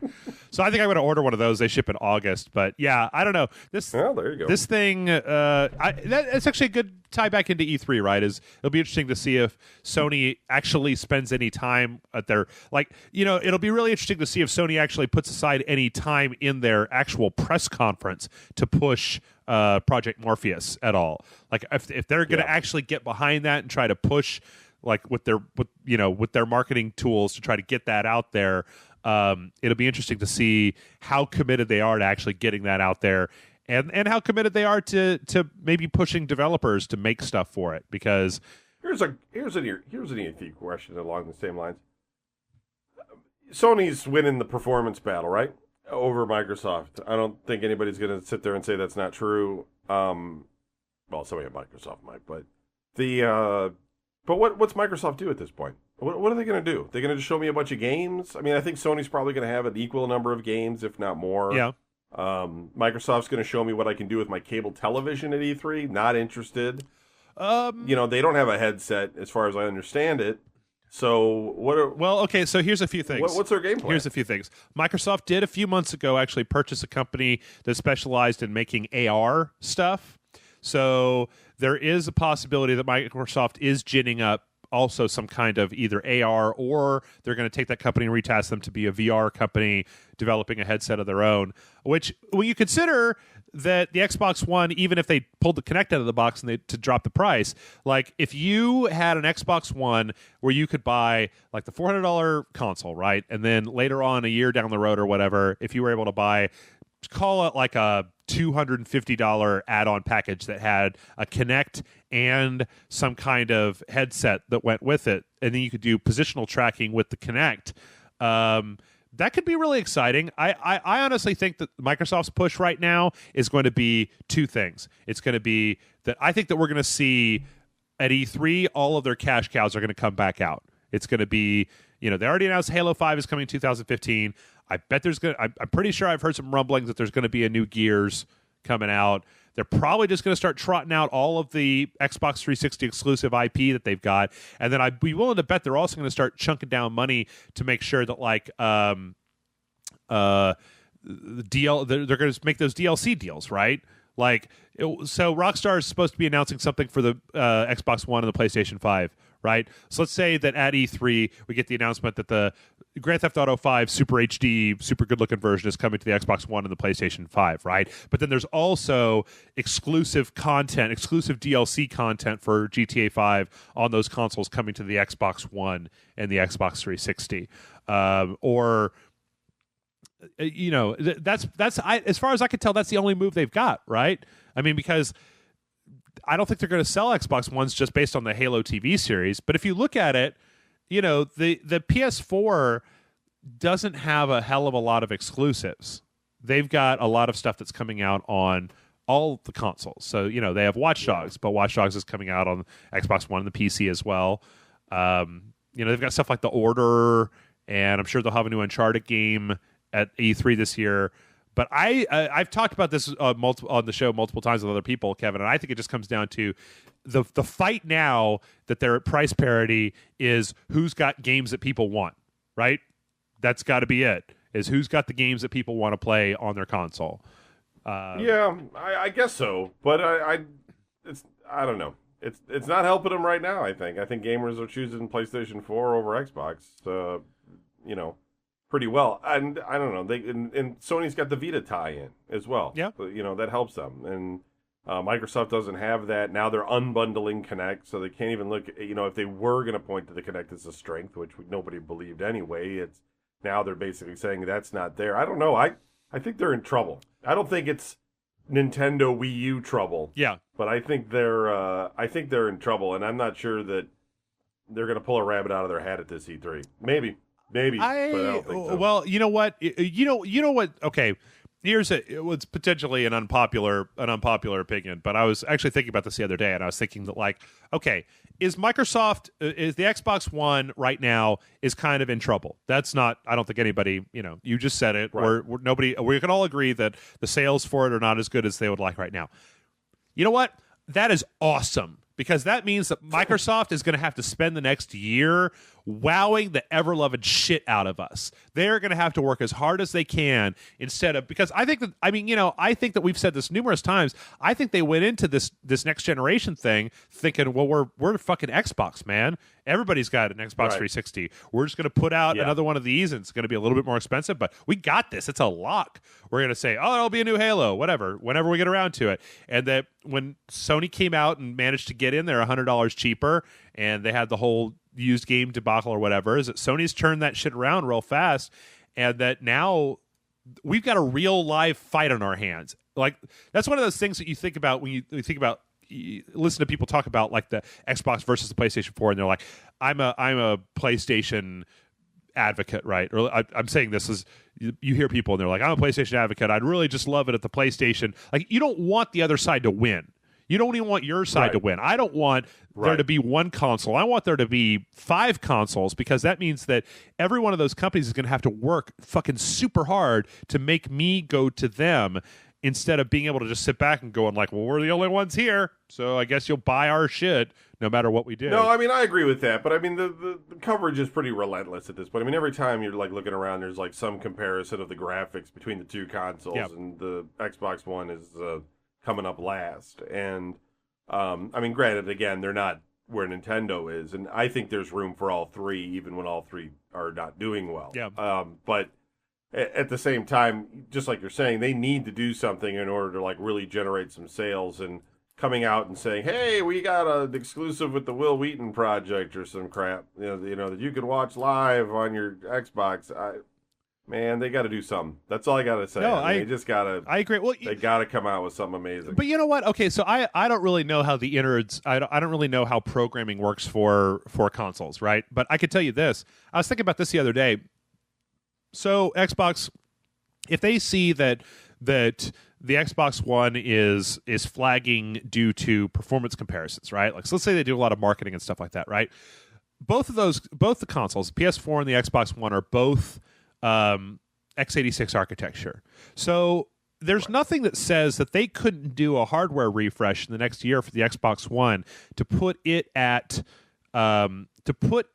a power parity, just strength-wise, with the PS4, and then developers could basically make a change to the disc, right, where it says like it would be like it's like a PC game, right? Ostensibly, the games that we're seeing there are like a PC game. So let's say there were 2 revisions of the Xbox One. There's the one that's as fast as the PS4. There's the original ones that we've got right now. And you put your disc into the faster one, and it goes, "Oh, this is the faster one. Jack up the textures to high." To ultra, right? You put it in the old Xbox One, and it goes, put them on high. That's good enough. I think that with the fact that these are just PCs, that there's a way that you could actually do a hardware refresh without coming out with a whole new console to put those two in parity. But once again, that's a huge undertaking. I don't know. Like I said, I'm really excited to see E3 this year. I more and more, though, as we get closer, I'm starting to think that I'm going to be a little let down by that it's just going to be sequels. It's just going to be sequel after sequel after sequel. I really want to know what Nintendo's going to do. I really can't wait to see what Nintendo's going to announce at E3 this year. If it's just going to be more Smash Brothers and whatever. I would really love to see a new Metroid, Zelda, or Castlevania game at E3 this year. I don't think that's going to happen, but I really would love it. Oh, you're going to say? No, I was going to kind of agree with you. I don't really have an answer to that, though. I mean, maybe we'll see a Metroid because it's time. What do you? I mean, do you think that Nintendo? Do you think that they couldn't abandon the Wii U this year and announce a new console? Could they? They couldn't. They're too slow as a company to have tried to turn around a hardware development cycle this quickly to try to put out something on par with like the PS4. But they're too conservative of a company to even do that, right? There's no way they could put out a new console. There's no way. They could announce a new console, but I mean it would be like a new handheld or something. Yeah, I mean, there's no denying that they could, but they're kind of wrapped up in that life health thing that they got, but they got another year, I think they said, before they show that off. So maybe they're kind of focusing more on that. I think they are working on a replacement for the Wii U. I think they have to. They're a major corporation. They got money on the line. They can't just sit around and watch it flounder, and maybe this Mario Kart and stuff has done well for them. But at the same time, if it was your company, you're not just going to be like, well, let's just see what happens. You know what I mean? Like, you can't. You're working on the next one. Whether or not you pull the trigger on it, they're probably at that wait and see type of thing, but I bet without question they got something in the works right now. What do you think about 3DS2? About like a 3DSi or something like that? You think we could see that? I mean, they had the DSXL. I don't think 3D anymore. I think that was a failure for them. I don't think that's because I don't think anybody's really picking up the 3DS to play any 3D games. You know what I mean? No one's talking up the 3D part of that system. But I think that certainly they could. They got the 2DS or whatever that thing is with the locked screen for the discount market that they're selling, and there's been all this pressure for them to release games on Android and all this sort of stuff. So my guess is that they're going to want to move to that single screen experience again in order to, if they do plan to port games or demos or whatever they're thinking of doing, they need to have a platform that is single screen. Yeah. And so... and I wouldn't be surprised if you tore open a 2DS. I have no idea if this is true, but I wouldn't be surprised if those two screens are actually one screen with a piece of plastic in between them, to block it off, because it might be cheaper at this point to purchase one screen at their resolution than two screens. So I bet, bring back Game Boy. That's a great brand name. Bring back Game Boy. Don't use all these letters and numbers because it's confusing people with their stupid Wii U is just like the Wii. People don't even know. I was talking to somebody the other day, and I was talking about the Wii U, and they just thought I was talking about the Wii. Mm-hmm. They didn't know I was talking about the Wii U. They didn't even know a Wii U existed. That there was even a thing called right. a Wii U. Well, they thought they're like, that's a new thing. They're like, that's the new console from Nintendo. I'm like, yeah, it's like, not the Wii. It's the new one. You know what I mean? Like, yeah, it's horrible. Yeah, just go back to using like real names for things, and that's a great name, Game Boy. They should stick with that. Single screen, high power. Get it out there. Why not? I'm gonna say right now, GameCube 2. Boom. Right. All right. We got a couple more stories here. One, this is one I included because we got that whole story. Kevin, I'm sure you saw it with where they finally disinterred all the ET cartridges in the New Mexican landfill or whatever. And my question was, what the fuck are they going to do with these? And the answer is they're going to sell them. There's 7, what did they say? They got 1,300 out, 600 are going to museums, and 700 will be sold to the general public. I wonder how much. How much are they going to sell those? I don't know. I mean, come on. I don't know. You can go on eBay and buy the ET game for... so all you're getting is this one was picked out of the trash by some madmen. Right. Usually, that's all it is. Usually that would make the value of something lower, but not this time.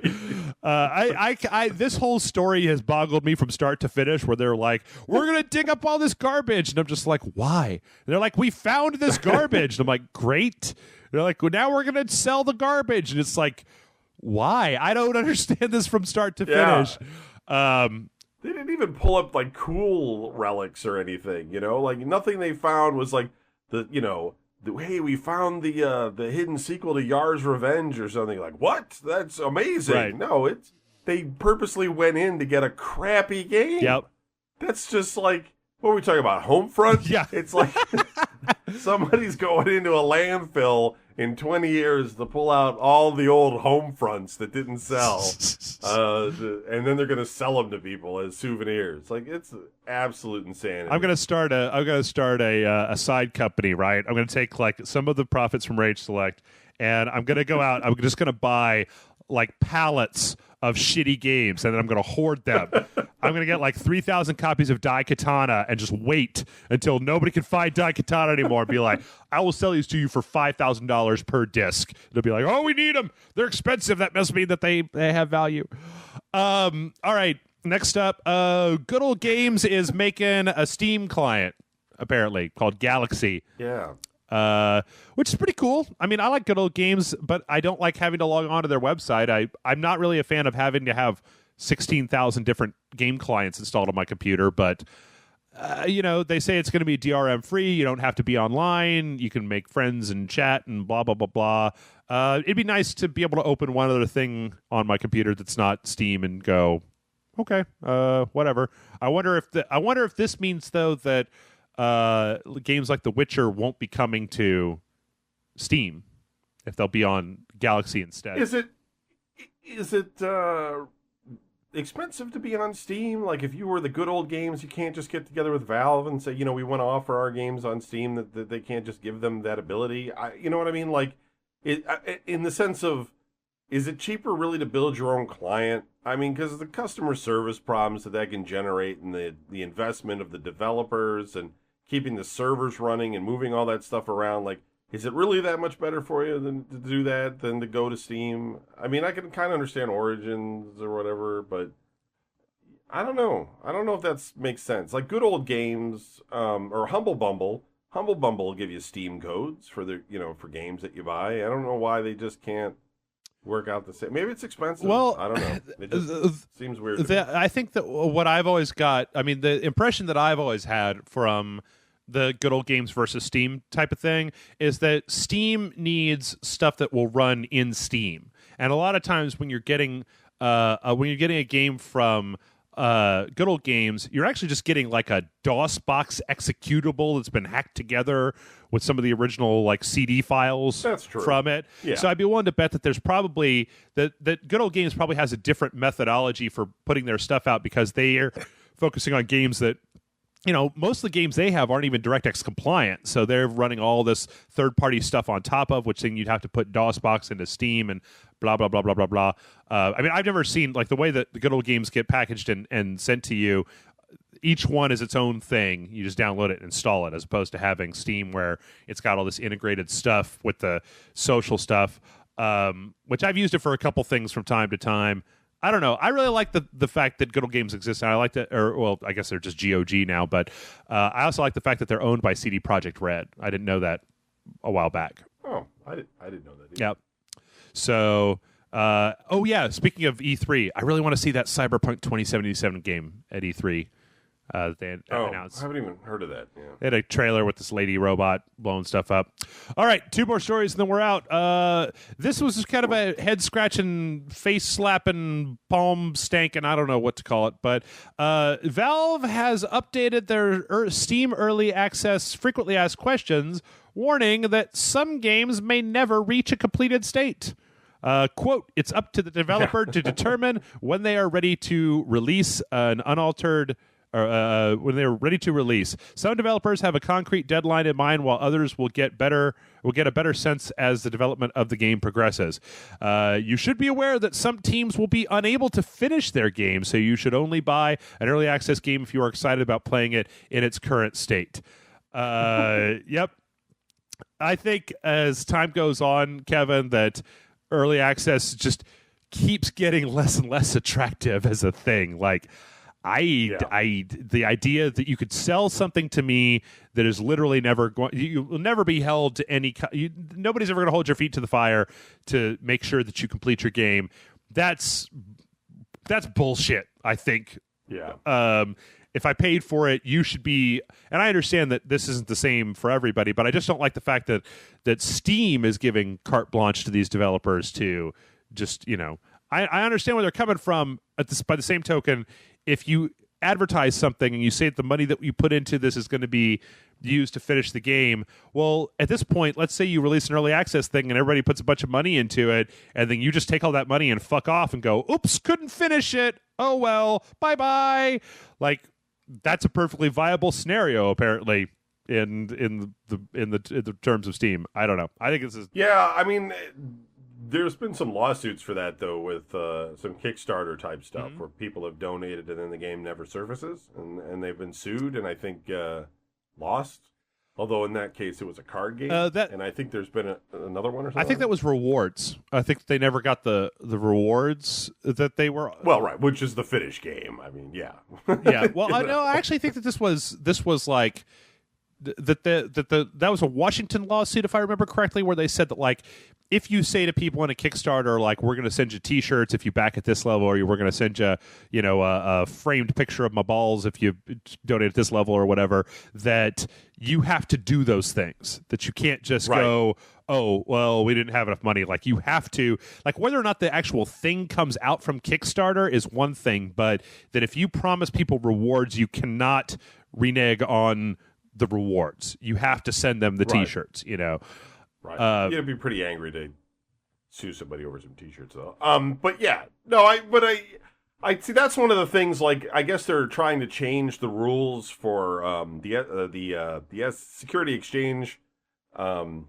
Is trying to change the rules for crowdfunding because it's illegal right now. For instance, for like say the guys who made that Among the Sleep, to take your money and then give you a profit. If the game, after they make it, they sell it, and it sells millions of copies. Right. Because as the investor, you're kind of, like what you're saying here is that you're kind of stuck, because you're either paying for the game to be developed, in which case the game could suck, and you lost that money, and you got a shitty game. Or the game is great, and then the developer goes out and makes millions of dollars, but you don't get anything. You just get the game, that you helped produce. Right. You don't get anything beyond that. So you're kind of always in the losing end. Yeah. Because you might as well wait until the game comes out, find out if it's any good, and then buy it then, other than trying to donate to it and, maybe the game is good and most likely it won't be. So now they're supposedly changing the rules. It hasn't happened yet, though, where if you were to back something and that game became profitable, they could legally actually give you a piece of the profit. And that might be a better way, maybe, to see a lot of these games come to completion, as well as empower a lot of people to go out and buy video games. It might change the whole market, the way video games are sold, because, you might be like, why would you pay $60 for Call of Duty when you could buy this other game over here and then make profit on it after you buy it? Yeah. So, well, it's funny. I originally saw that kind of framework of thinking with the Oculus sale to Facebook. That there were a lot of people who were backers for Oculus that were demanding their money back because they felt that by being backers of the Rift or the V1 dev kit, that they were somehow entitled to a say in what happens with that company. Some agency that they are more like investors. They are more like buying stock in the company rather than just dumping money in for a potential reward later on. Exactly. Now, I think that you if you change that stuff up, you have to be a little bit careful because I think the idea of having something like the Oculus Rift and saying that well, all the people that donated to it and believed in it, they now have agency to vote over whether the sale goes through. And when, there's a lot of knee-jerk anger reaction to some stuff that a company might do, those people who were the Kickstarter backers might have been able to block that sale, which might have then also hampered the ability of Oculus to move forward in some of the things that they wanted to do. So having a board of directors, essentially, which is a whole bunch of people on not crazy, that's not the right word, but random human beings on the internet. Some guy in Sheboygan has $5,000 that he wants to donate to your game project. So suddenly this guy becomes one of your top donors and is now is potentially going to be making decisions about what your company can and cannot do. Right. And he doesn't have any business experience, but he did have $5,000. Like, that gets into a really weird territory where you got to go, I like the way that it's kind of hands off, but I do like the idea that you just put forward about being able to get a payout, having some kind of clause in your Kickstarter that says if we sell this game and it makes $1 zillion, we're going to take 5% of our profit cut it down however many backers there are and then write you guys checks. Yeah, I mean, you could totally make non-voting shares of stock if you wanted to give people actual equity in the company. But I do think, though, that it'd be less about equity and just more like what you're saying. It's a cut of the profits. It's just saying we sell the game, you guys get a percentage. And why not? I mean, if they're funding and taking the risk, it's the same as any publisher deal, really. Yeah.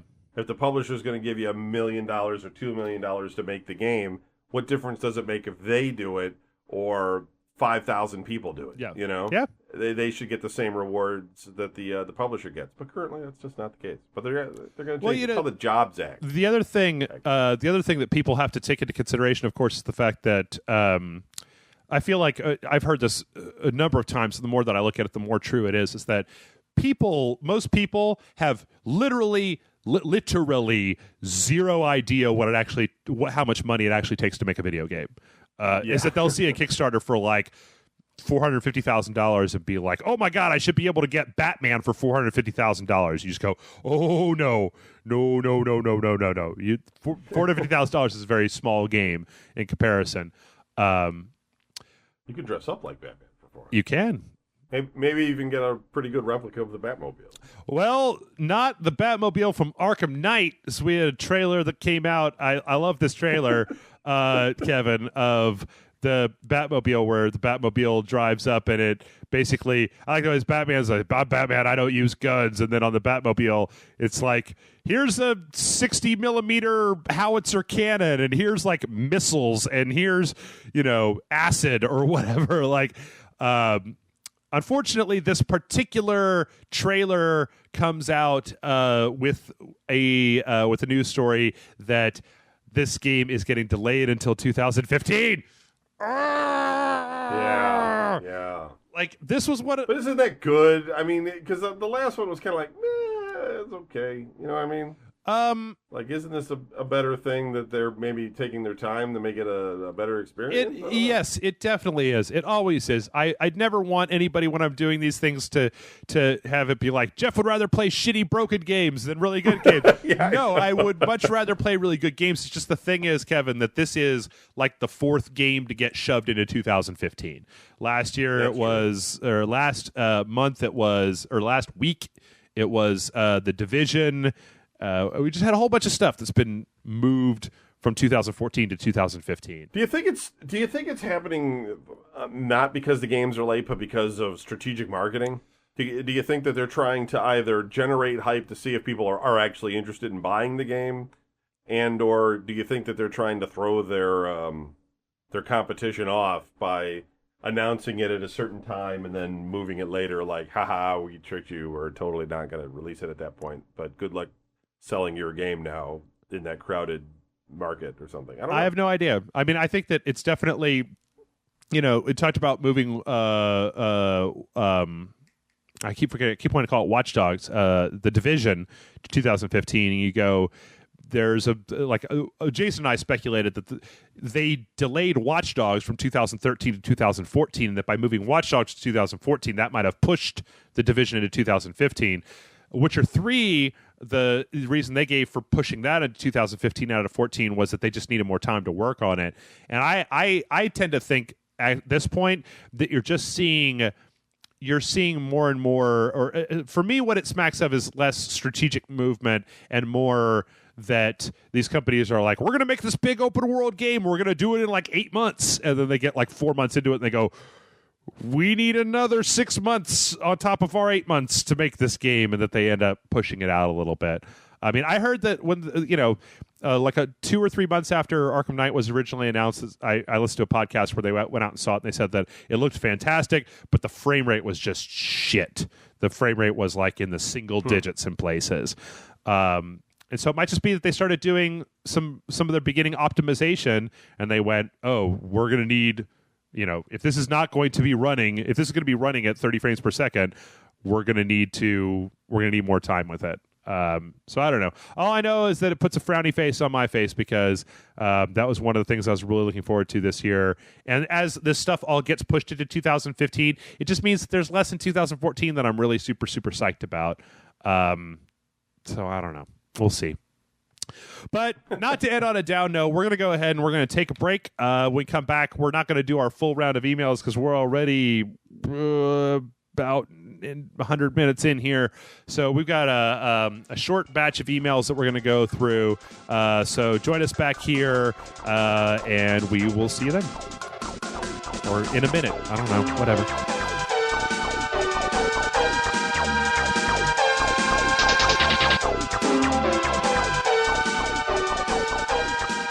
And we are back. And Kevin, hooray! I just a little side note here. Might be coming up to your neck of the woods soon. I don't know. Maybe. Woohoo! My cousin's getting married in July, and I've got to figure out whether or not I can plan a trip up there. So I don't know. If I'm up there, though, it might not be long enough to get over to Cleveland. I don't know. Maybe you can meet me in rockin' Columbus, Ohio. Yeah! Maybe. That might be possible. Okay. You let me know, because, I want to go down to Columbus anyway. They have a casino down there I want to check out. So, might be worth, somebody down there. If there's some additional reason to go, then it makes sense. That's what I'm trying I'll bring you as the +1 to my cousin's wedding. Be like, this is Kevin. He knows about video games. I'm here. Hi, guys. Okay, maybe not. Maybe we can just get a beer somewhere. Or something. Okay, well, we're running along today already, so let's get right into the emails. The first one comes in from Kurt, and Kurt says, "Hey, guys, I was inspired to write this after watching a recent episode of Game of Thrones. When have you had to literally drink the pain away after watching or reading something?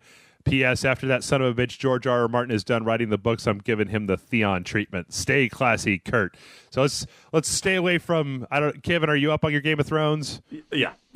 Okay. Well, let's stay away from any spoilers because, damn. But I don't know. Do you? I don't. I find okay. I don't know about you, Kevin, but I find that I don't like the idea of like, oh, everything is garbage, I'm just gonna go get drunk. Like, I kind of rather just go to sleep. Like, I'm more like, oh my god, it's Friday night, let's go get drunk, woo! Like, I tend to tilt my voice up at the end, to pitch up instead of pitching down when it comes to drinking. I don't usually drink when I'm upset. I usually go out to party in order to drink. You know what I mean? Like, it's an upbeat thing for me. Yeah, don't drown my sorrows. More specifically, because when I am upset and then I drink, I just tend to get more upset. I mean, like, it's I was reading something about the brain chemistry of what happens when you drink, when you're drunk, when you drink alcohol, and it's like it tends to make you focus more on like one specific thing. And so if you're happy, then you're just like, woo, I'm really happy. And if you're sad, then you're like, I'm really sad. I did one time though. Oh, go. Oh, go ahead. No, go ahead. You first. After you, sir. I was just going to say I do eat sometimes when I'm sad. Like, I'll be like, I think I'll have pizza because I'm sad. But, I'll do that as well. Yeah. I mean, I've been eating a lot better. Well, I've just been eating less calories recently. But I'll do that from time to time. I used to remember there's actually been times where I would go the cosplay, right? I would LARP as a middle-aged housewife, and I would go get like a pint of Ben and Jerry's and just sit in front of Netflix and eat that or whatever. And that usually just makes me feel really, really bad. Don't tell Jason that I said that, or he will make fun of me forever. Or I don't know, maybe he won't. I did one time. I got really mad one time, and I punched a wall. I punched a Pizza Hut and broke my pinky. Oh, jeez. Wow. Well, you punch a concrete wall as hard as you can. Well, yeah. Unless you're the Hulk, generally speaking, your hand is what's going to give out, not the wall. So I've never done that again. Like, you hear about people putting holes in like the walls and the inside walls of their house, like punch through the drywall or stuff like that. Like, yeah, not anymore. I've only broken one bone in my life. I never get that angry. I never throw a punch or anything. Yeah, that's the other thing is that, I don't know. I still get upset sometimes about stuff on the internet or is it people being mean to me?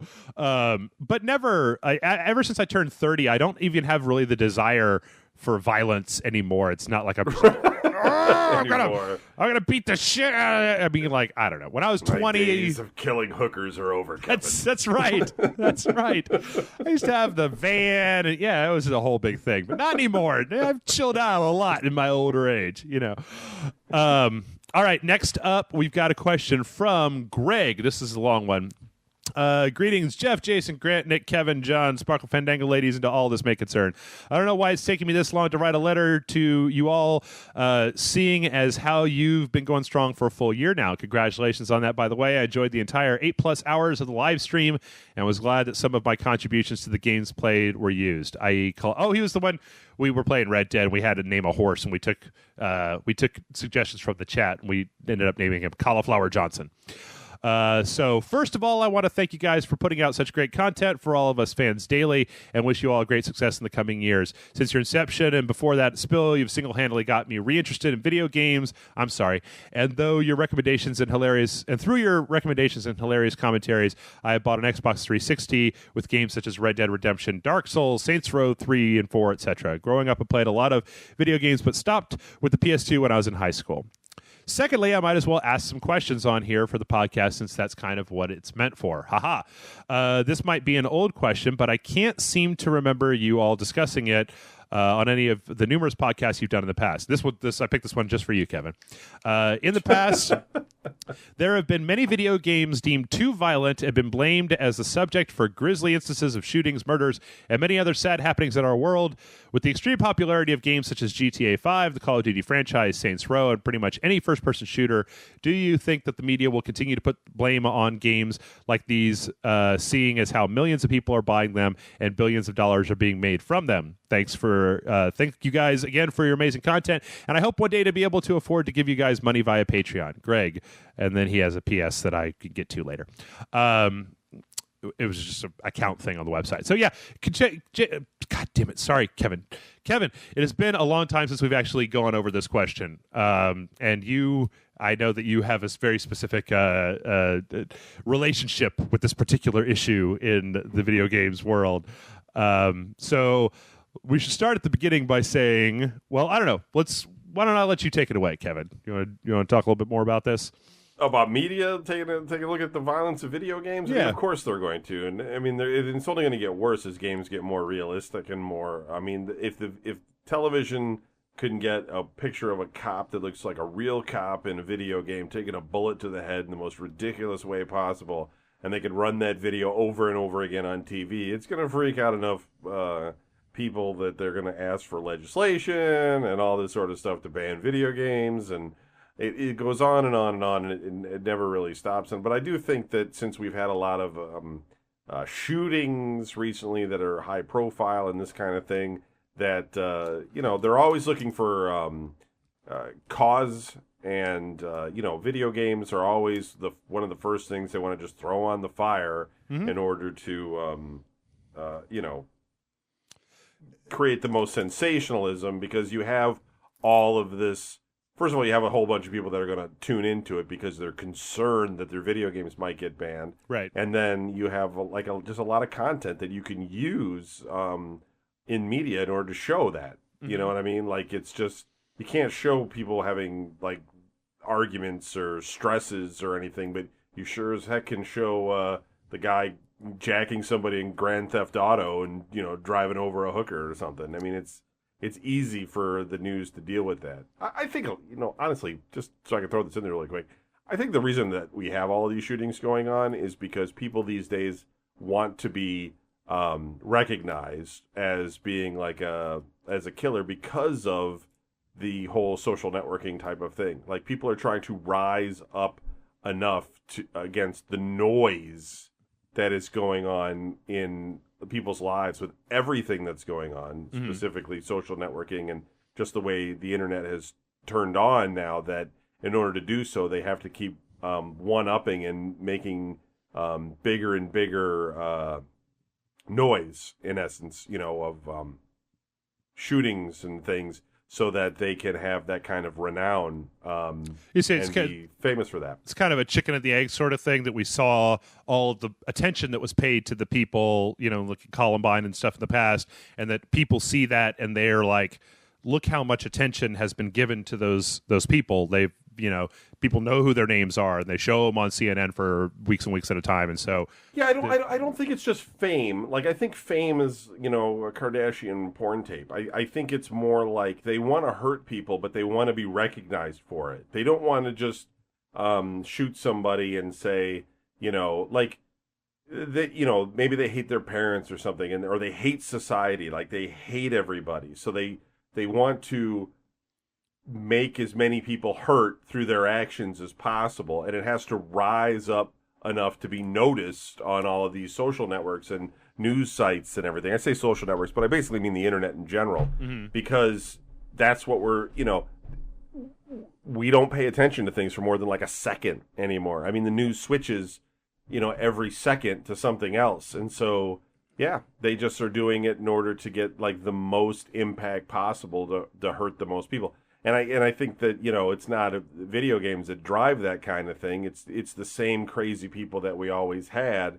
It's just that now they, instead of just, competing against the local newspaper or something, which, you just wouldn't do, because people were very singular back then. They only watched one thing or one news or read one paper. So, but now you have to compete through all of these other avenues to be noticed. And so, yeah, they're just amping it up. That's just my opinion. Yeah, well, there's also a couple of things to remember, Greg. One, this is by no stretch of the imagination a new thing. Right. In the 80s, I was actually listening to the Cracked podcast all the time now, Kevin. They had a whole thing that was kind of talking about this that had a couple points that I can weave into here. But, in the 80s, Satanism, heavy metal, right. There was a lot in the early days of hip hop with stuff like Cop Killer and that stuff where people were like, this is eroding. There was a time, Greg, in this country where, honest to God, I shit you not, parents groups were concerned that Beavis and Butthead were destroying the moral fabric of our children and making them into shit for brains asshole people. D&D, you go back as far as my dad told me stories about when this happened when cable TV first started, that you would see reports about how much of this stuff, how there was rock and roll. Go all the way back to rock and well, hell, you can go back. I mean, well, this one actually has a real reason, but I mean, liquor has been demonized for basically it's very easy to put. To find a scapegoat. That's essentially what I feel you're doing here, is you found a scapegoat. Because as I've said way back previously, if you're going to make a causality argument between violent television or violent video games and people who commit violence, then your argument falls apart immediately. Because you go, I quoted before that last year, I was reading a report last year, people on Twitch or on online streaming stuff watch 273,000 years worth of esports competitive video games online. Or look at the number of GTA 5 copies that are sold. Like, if there is a direct causality between I play GTA 5, then it's like the Manchurian Candidate, right? And I'm just like, must murder hookers. Like, if that was what was happening, there would be so much more violence when you consider the number. Like, if you sell 1 billion copies of GTA 5 and one person is programmed by that game to go out, commit an act of horrific violence, even if you're making a causality argument, it's a shitty argument, because it means that 0.000000001% of the time, this is going to affect somebody. That's not a good reason to ban a thing. Right? We might as well be saying, well, you can't buy knives in the United States because people get stabbed, right? And then the other side of it is that this is from that Cracked podcast I was listening to, where they were talking about every so often our culture gets whipped up into a frenzy about stuff, and that's why I talk about rock and roll and D&D and stuff like that. That there are instances out there of violence, of people hurting other people killing other people, that happen all the time that do not get reported by the news. If you're looking at a poor neighborhood or a place with a lot of like gang activity or stuff like that, where there is a lot of violence, where violence happens on a regular basis, that stuff doesn't tend to get reported on for 5 days on CNN because it's considered mundane, I guess. But then you've got other crazy shit that happens that becomes sensational, and they can put it on television. So, I mean, just Kevin, you probably know better than I do, but as near as I can tell from everything that I've heard, and I haven't looked it up and I haven't corroborated this myself, but the most of the people that I know that actually look into this stuff will be willing to tell you that in spite of these things that we see, our violent crime rate continues to drop every year. Yeah. That we continue to see less and less violent crime, less and less murders and shootings and things like this. It's more that the ones that do happen are shoved right into your face front and center. And that there's a lot of reporting on the stuff that does happen. But when you look at the overall trend, in fact, it's a weird thing. And this is from that Cracked podcast. That if you actually go back and you look at like the 19th century and how many people died of just disease and violence and things like that in centuries previous to this one, our death rate is so far down when you compare it to the rest of human history, war, disease, low life expectancy, and droughts and famines and things like that, that we have a longer life expectancy now than we've ever had before. But that we are also so focused on this stuff that whenever anything happens, it's conflated to not to say that it doesn't matter that people are victims of violence, but that we pay much more attention to it than we used to, and that. Yeah. Right now, like this is really no, you know what? I'm not going to say that. Video games are a very easy scapegoat because right now video games are still so much in their infancy that they don't bring people on Fox News to stand up for video games, and when they do stand up for video games, they treat them like fools. Because we're still getting to a place of legitimacy with video games. I think that most of us would be willing to agree that video games are already a very legitimate medium. But to the outsiders, they still look at video games and see Mario. That's all they ever see. But I think there's so many video game players right now that the concern about some sort of ban or anything like that will never, ever happen because, everybody's playing games and everybody's buying Grand Theft Auto and all of these games. And so a few politicians making some, speeches, believe me, nothing's ever going to happen with this sort of stuff. Yeah. So. And as far as his question about do you think the media will continue to put the blame on games? Yes. Absolutely. As long until there is something besides video games, until there is a new digital drugs or something like that. I don't know. Some kind of... Well, guns get most of it. I mean, they're always saying guns are the problem. Sure. So video games are like probably second. Oh, what was it in the... a while back after... I guess, what was it, after Sandy Hook or whatever, when the NRA put out a statement saying it's not guns, it's video games and violent movies. It was like, wow, this is a weird world we live in. I don't know. Some guy really wanted to get into a conversation with me about Second Amendment rights on one of our live streams, and I was just like, you know what? I don't own a gun. I think that when you look at societies that have fewer individuals who own guns, I'll tell you what, Kevin. Let's do a little tangent real fast. What is up with these people who are like they want to take their AR-15 to Waffle House? Like, I've just seen this stuff. Have you seen this stuff? This is like some kind of brand new thing that's happened where they want to just openly walk into restaurants with an assault, not an assault rifle, but what they call an assault type gun, right? Like an AR-15 or some big mean looking rifle, just to exercise their I should be able to carry a gun around in public rights. Right. Yeah. I don't know. It's insane. I there's this group of people that just think that guns are going to get banned, and that at any moment, if they don't continually be vigilant and do things like this, that guns are going to get banned. And again, it goes back to the whole thing that, in the United States, the vast majority of people are pro-gun one way or another. Maybe not that crazy pro-gun, but for the most part, yes. But yet these people still feel very threatened by the fact that their guns may be taken away from them. So they got to do dumb things like this, which I don't understand it. I don't understand half this crap. I guess it's good that they're not doing it naked or something, It's just their right not to wear clothes and carry a gun or something. Because I'd stop going outside, I guess. I mean, I'll tell you, if somebody walks into, if I'm eating at a restaurant and somebody walks in with a firearm, I'm going to be freaked out. Like, even, and let's say they come in and they're very polite and they sit down and they eat their meal or whatever. I'm just like, you know what? I'll go you one further. I'll be real freaked out if they come in with a scimitar or with, pick your weapon of choice, a halberd or, anything. If somebody just walks in, because generally speaking, as a society, we have agreed that we're not going to walk around with swords and guns and shit strapped to us. And that way everybody can be fairly certain that most human beings do not have something that can kill them at any point in time, which makes everybody real nervous. I don't understand that whole thing. Maybe somebody in the comments who's really into this stuff can explain to me the benefit of wearing your AR-15 to Waffle House, because I don't understand it.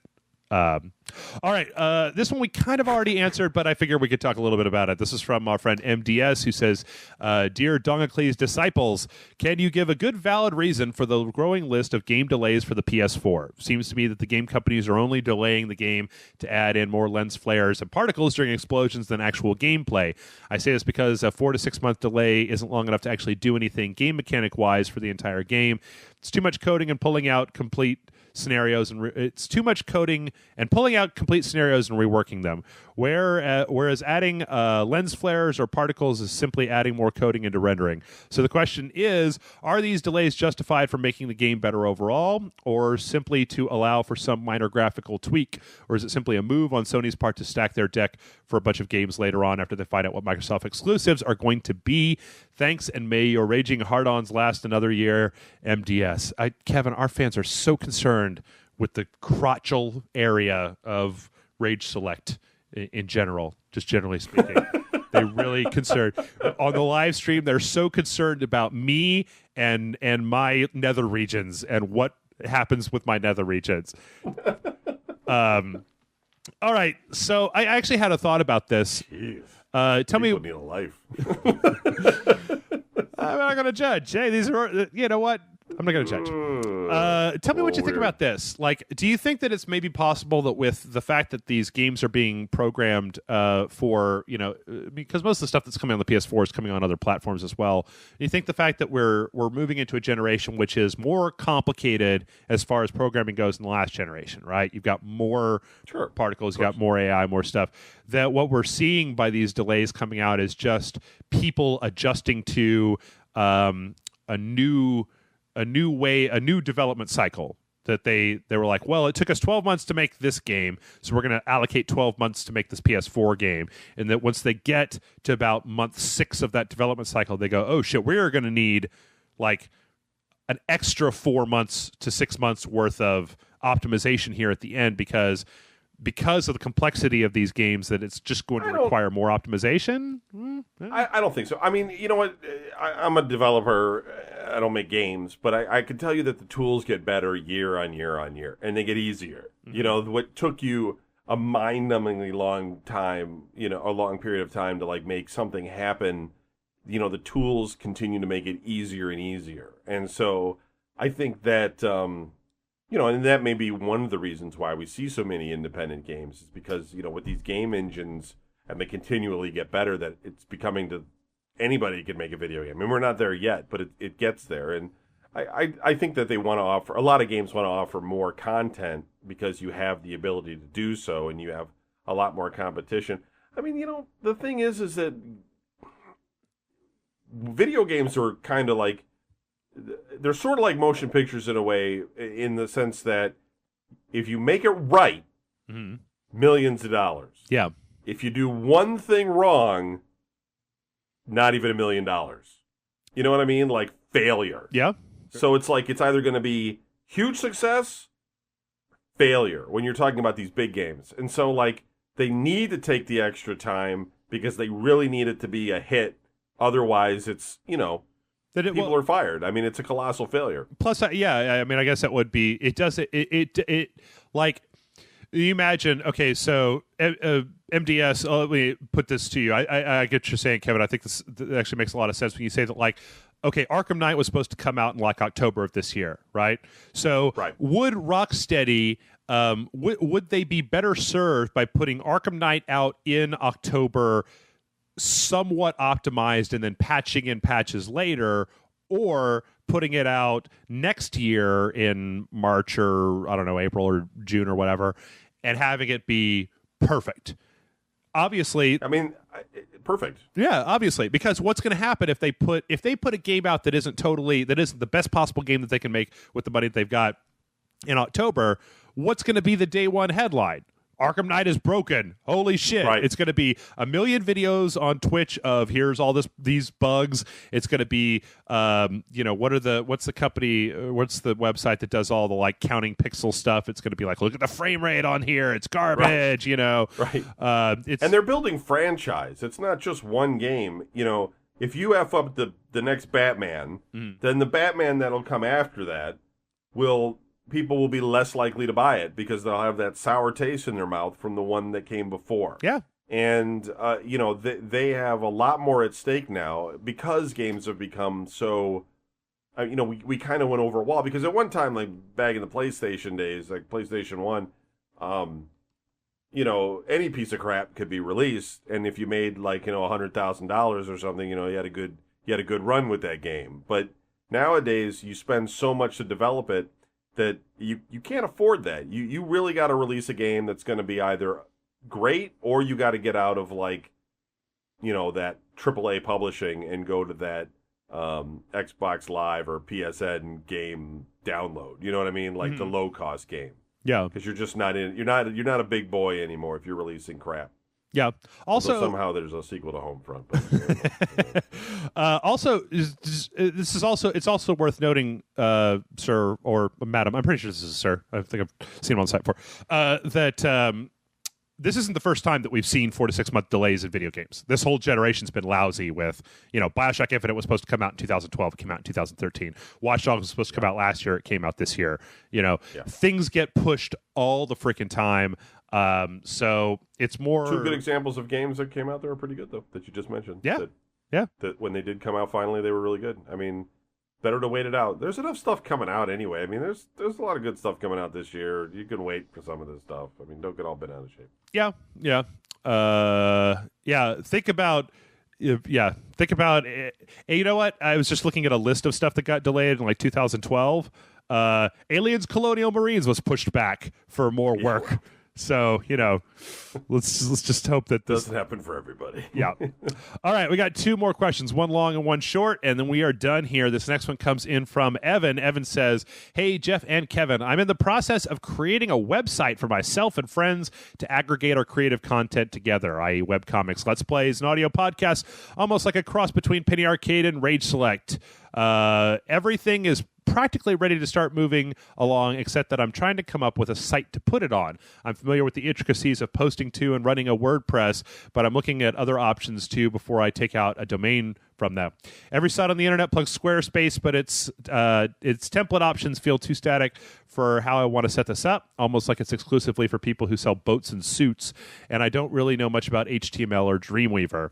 Does Jeff have any particular tips, hints, or fancy wisdoms that won't go over my head that could help, at least as a way to get it off the ground? Thanks, Excelsior, and all that fun shit. Evan and his future website. Also, I put this one out because we also had 2 other questions that were asking us also about our YouTube channel and like, do you have any suggestions for how to get started on YouTube and et cetera, et cetera, et cetera. So Kevin, you have done this in the past, right? You do HTML programming, right? Yeah. No? Yeah. Right. Okay. Mm-hmm. I can tell Evan, this is what I can tell Evan, is that Rage Select and myself, we have been extremely lucky in that, one, we came from another website where we had an audience that kind of came with us. So we came here with an existing audience from spill.com, from the loading bar. And that was I didn't realize it at first, incredibly helpful, like super.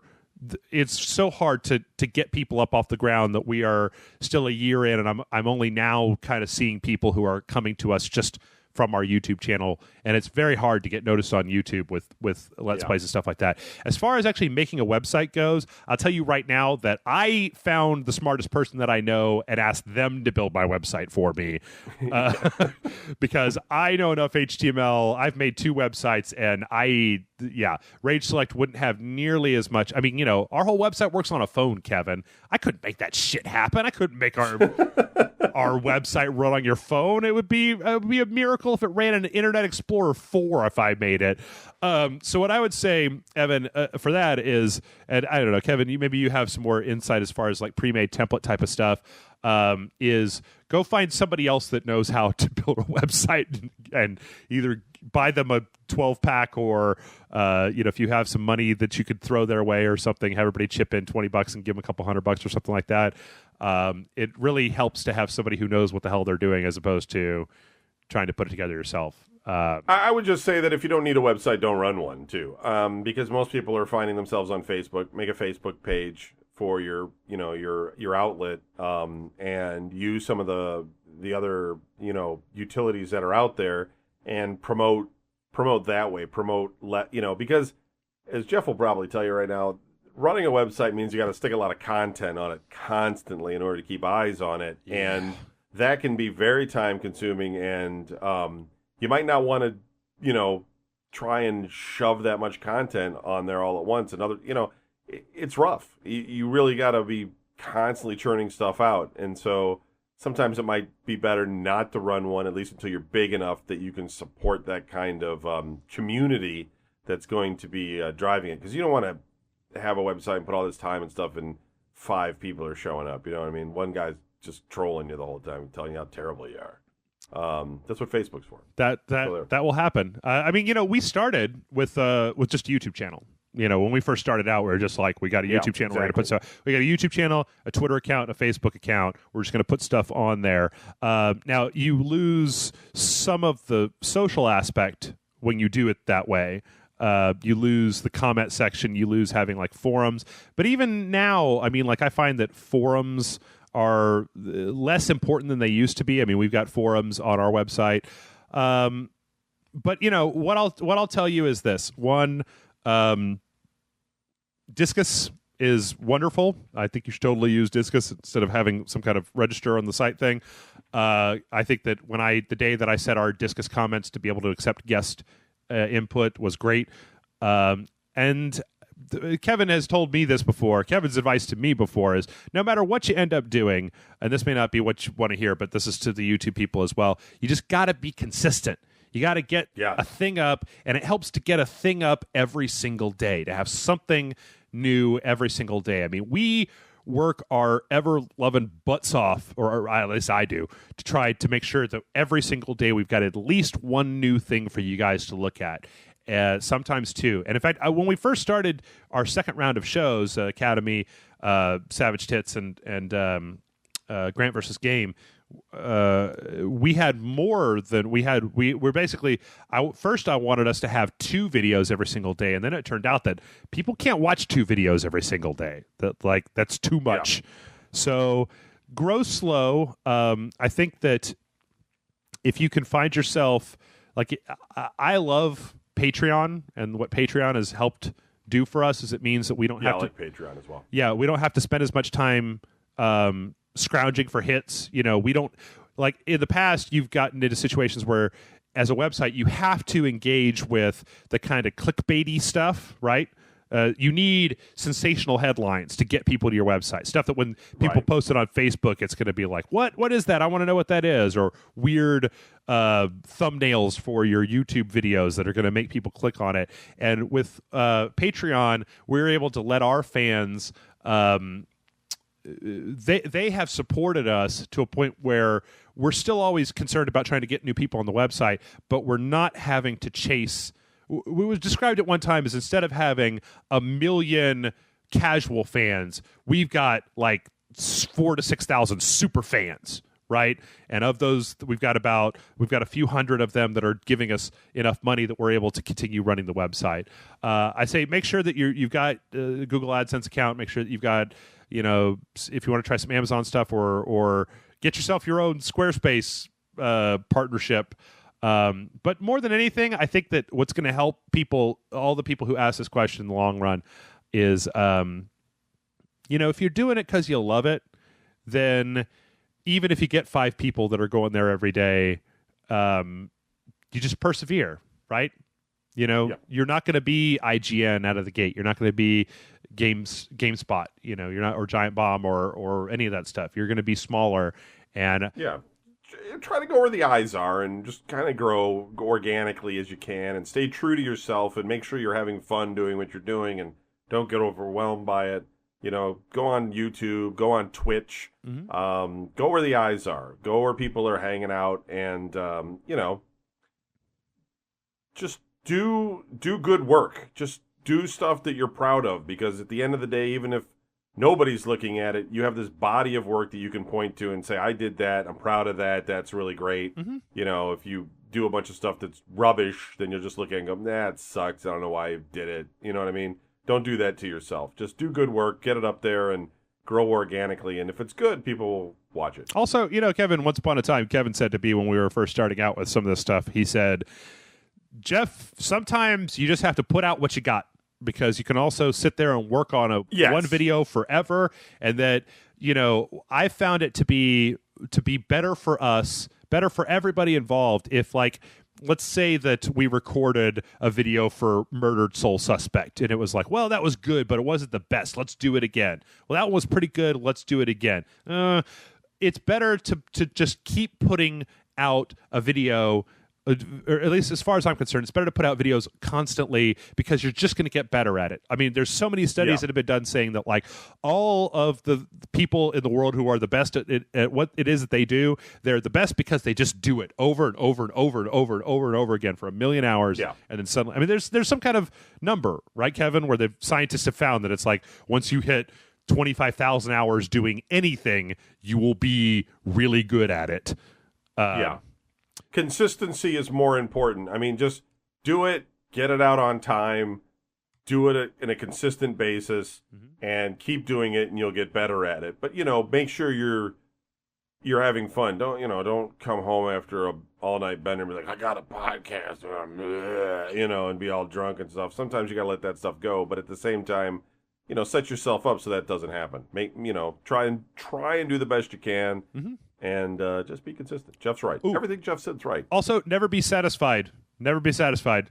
Once you guys keep getting better. Yeah, once you guys have gotten to a point where everything, you've got your website set up and it's doing everything that you want it to do, and you've got your stuff running, and you've got a fan base, and maybe you're to the point where you can do it financially for a living or whatever. At that point, that's the beginning, not the end. Is if you just sit on your laurels, that eventually, you gotta keep up in the ante for yourself. You gotta say, what's the next thing that we're gonna do? What's the next thing we're gonna do? Set your sights on a goal.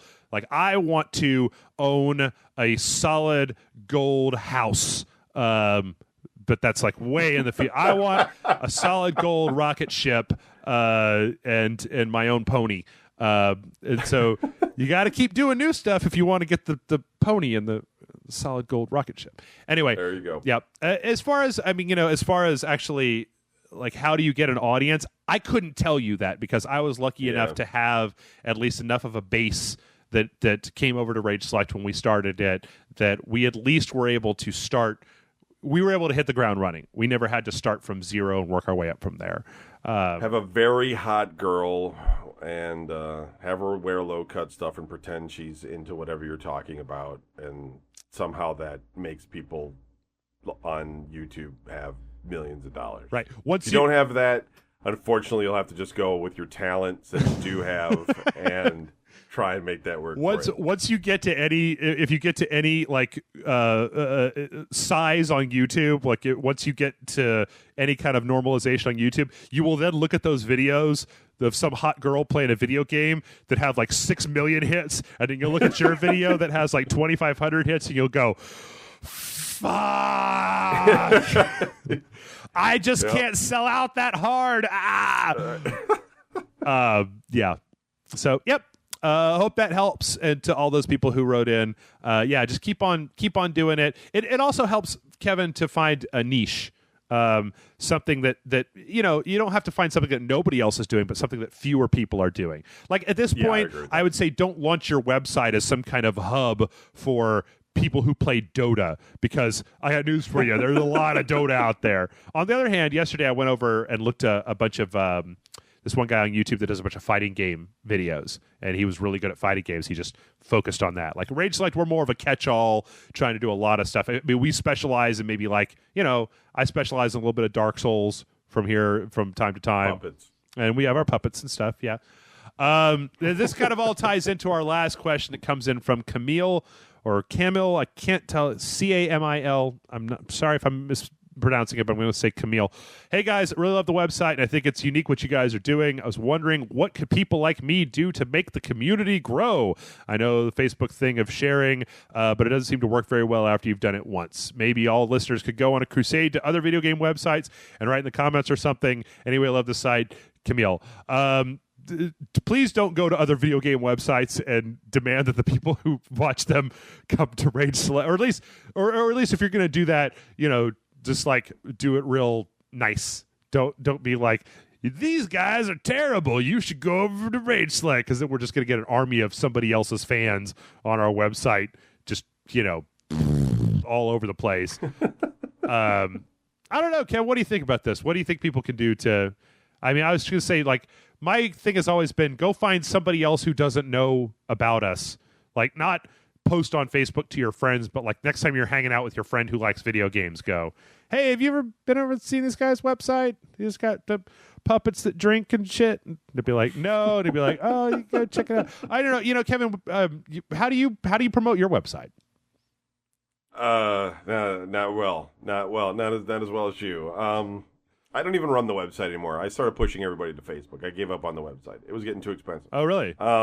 Yeah, because I still could. Like, I'm a website developer. I could make it, if I want to. But I just got tired of things like breaking or somebody asking for a feature and stuff. And I was just like, you know what? You're all on Facebook anyway. I'm just pushing you to Facebook. Okay. F it. Mm-hmm.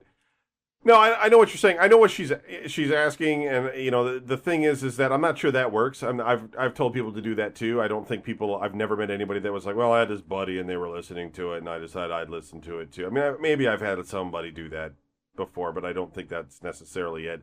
I think that a lot of times people find the show somewhat organically. They're looking for something to listen to, or something to watch, and then they find it and they go, oh, this kind of connects with me, and I really think it's funny or great or whatever.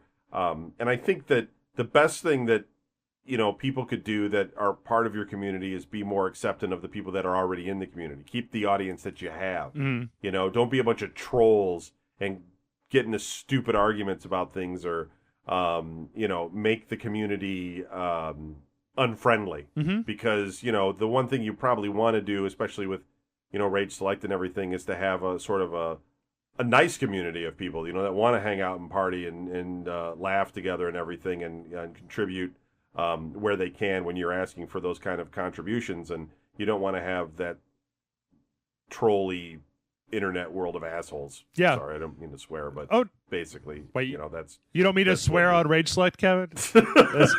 God only knows we don't allow any kind of swear. No, it's actually funny because there was somebody on one of our videos on YouTube who was... we get this from time to time, as somebody will come into our videos and they'll say, Jesus, why don't you guys shut up? And it's like, well, that's not our shtick. And he came in, there was a comment on one of our videos that was for a game that probably didn't get as much love. It was on, I think, Bound by Flame or something. And it was just like, you guys need to shut up. This is why you don't have hits. It's because you won't stop talking and blah, blah, blah, blah.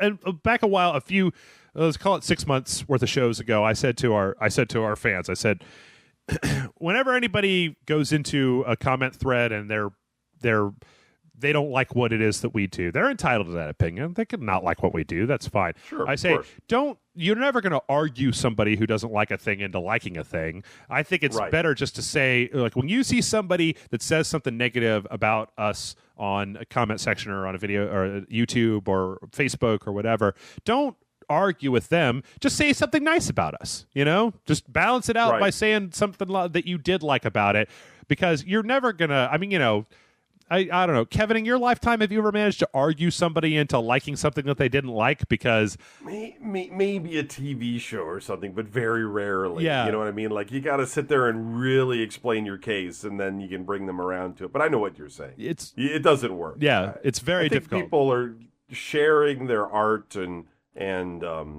putting their funny together. A lot of funny people and get laughs. I mean, build the community in a positive way, and I think people will stick around. I think people will really enjoy it, and I know you're not going anywhere, Jeff. So people got many years of your entertainment to look forward to. So. Very correct. This is true. I am hooked. I spent 10 years doing office work, and I'm like, I was talking about this, Kevin. I think I mentioned this on a live stream that I was like, every so often it's easy to I love doing this job and I love playing games and stuff like this, but every so often you get this real knee-jerk reaction where you wake up and you're just like, I've got to finish Bound by Flame today, and it's going to take forever.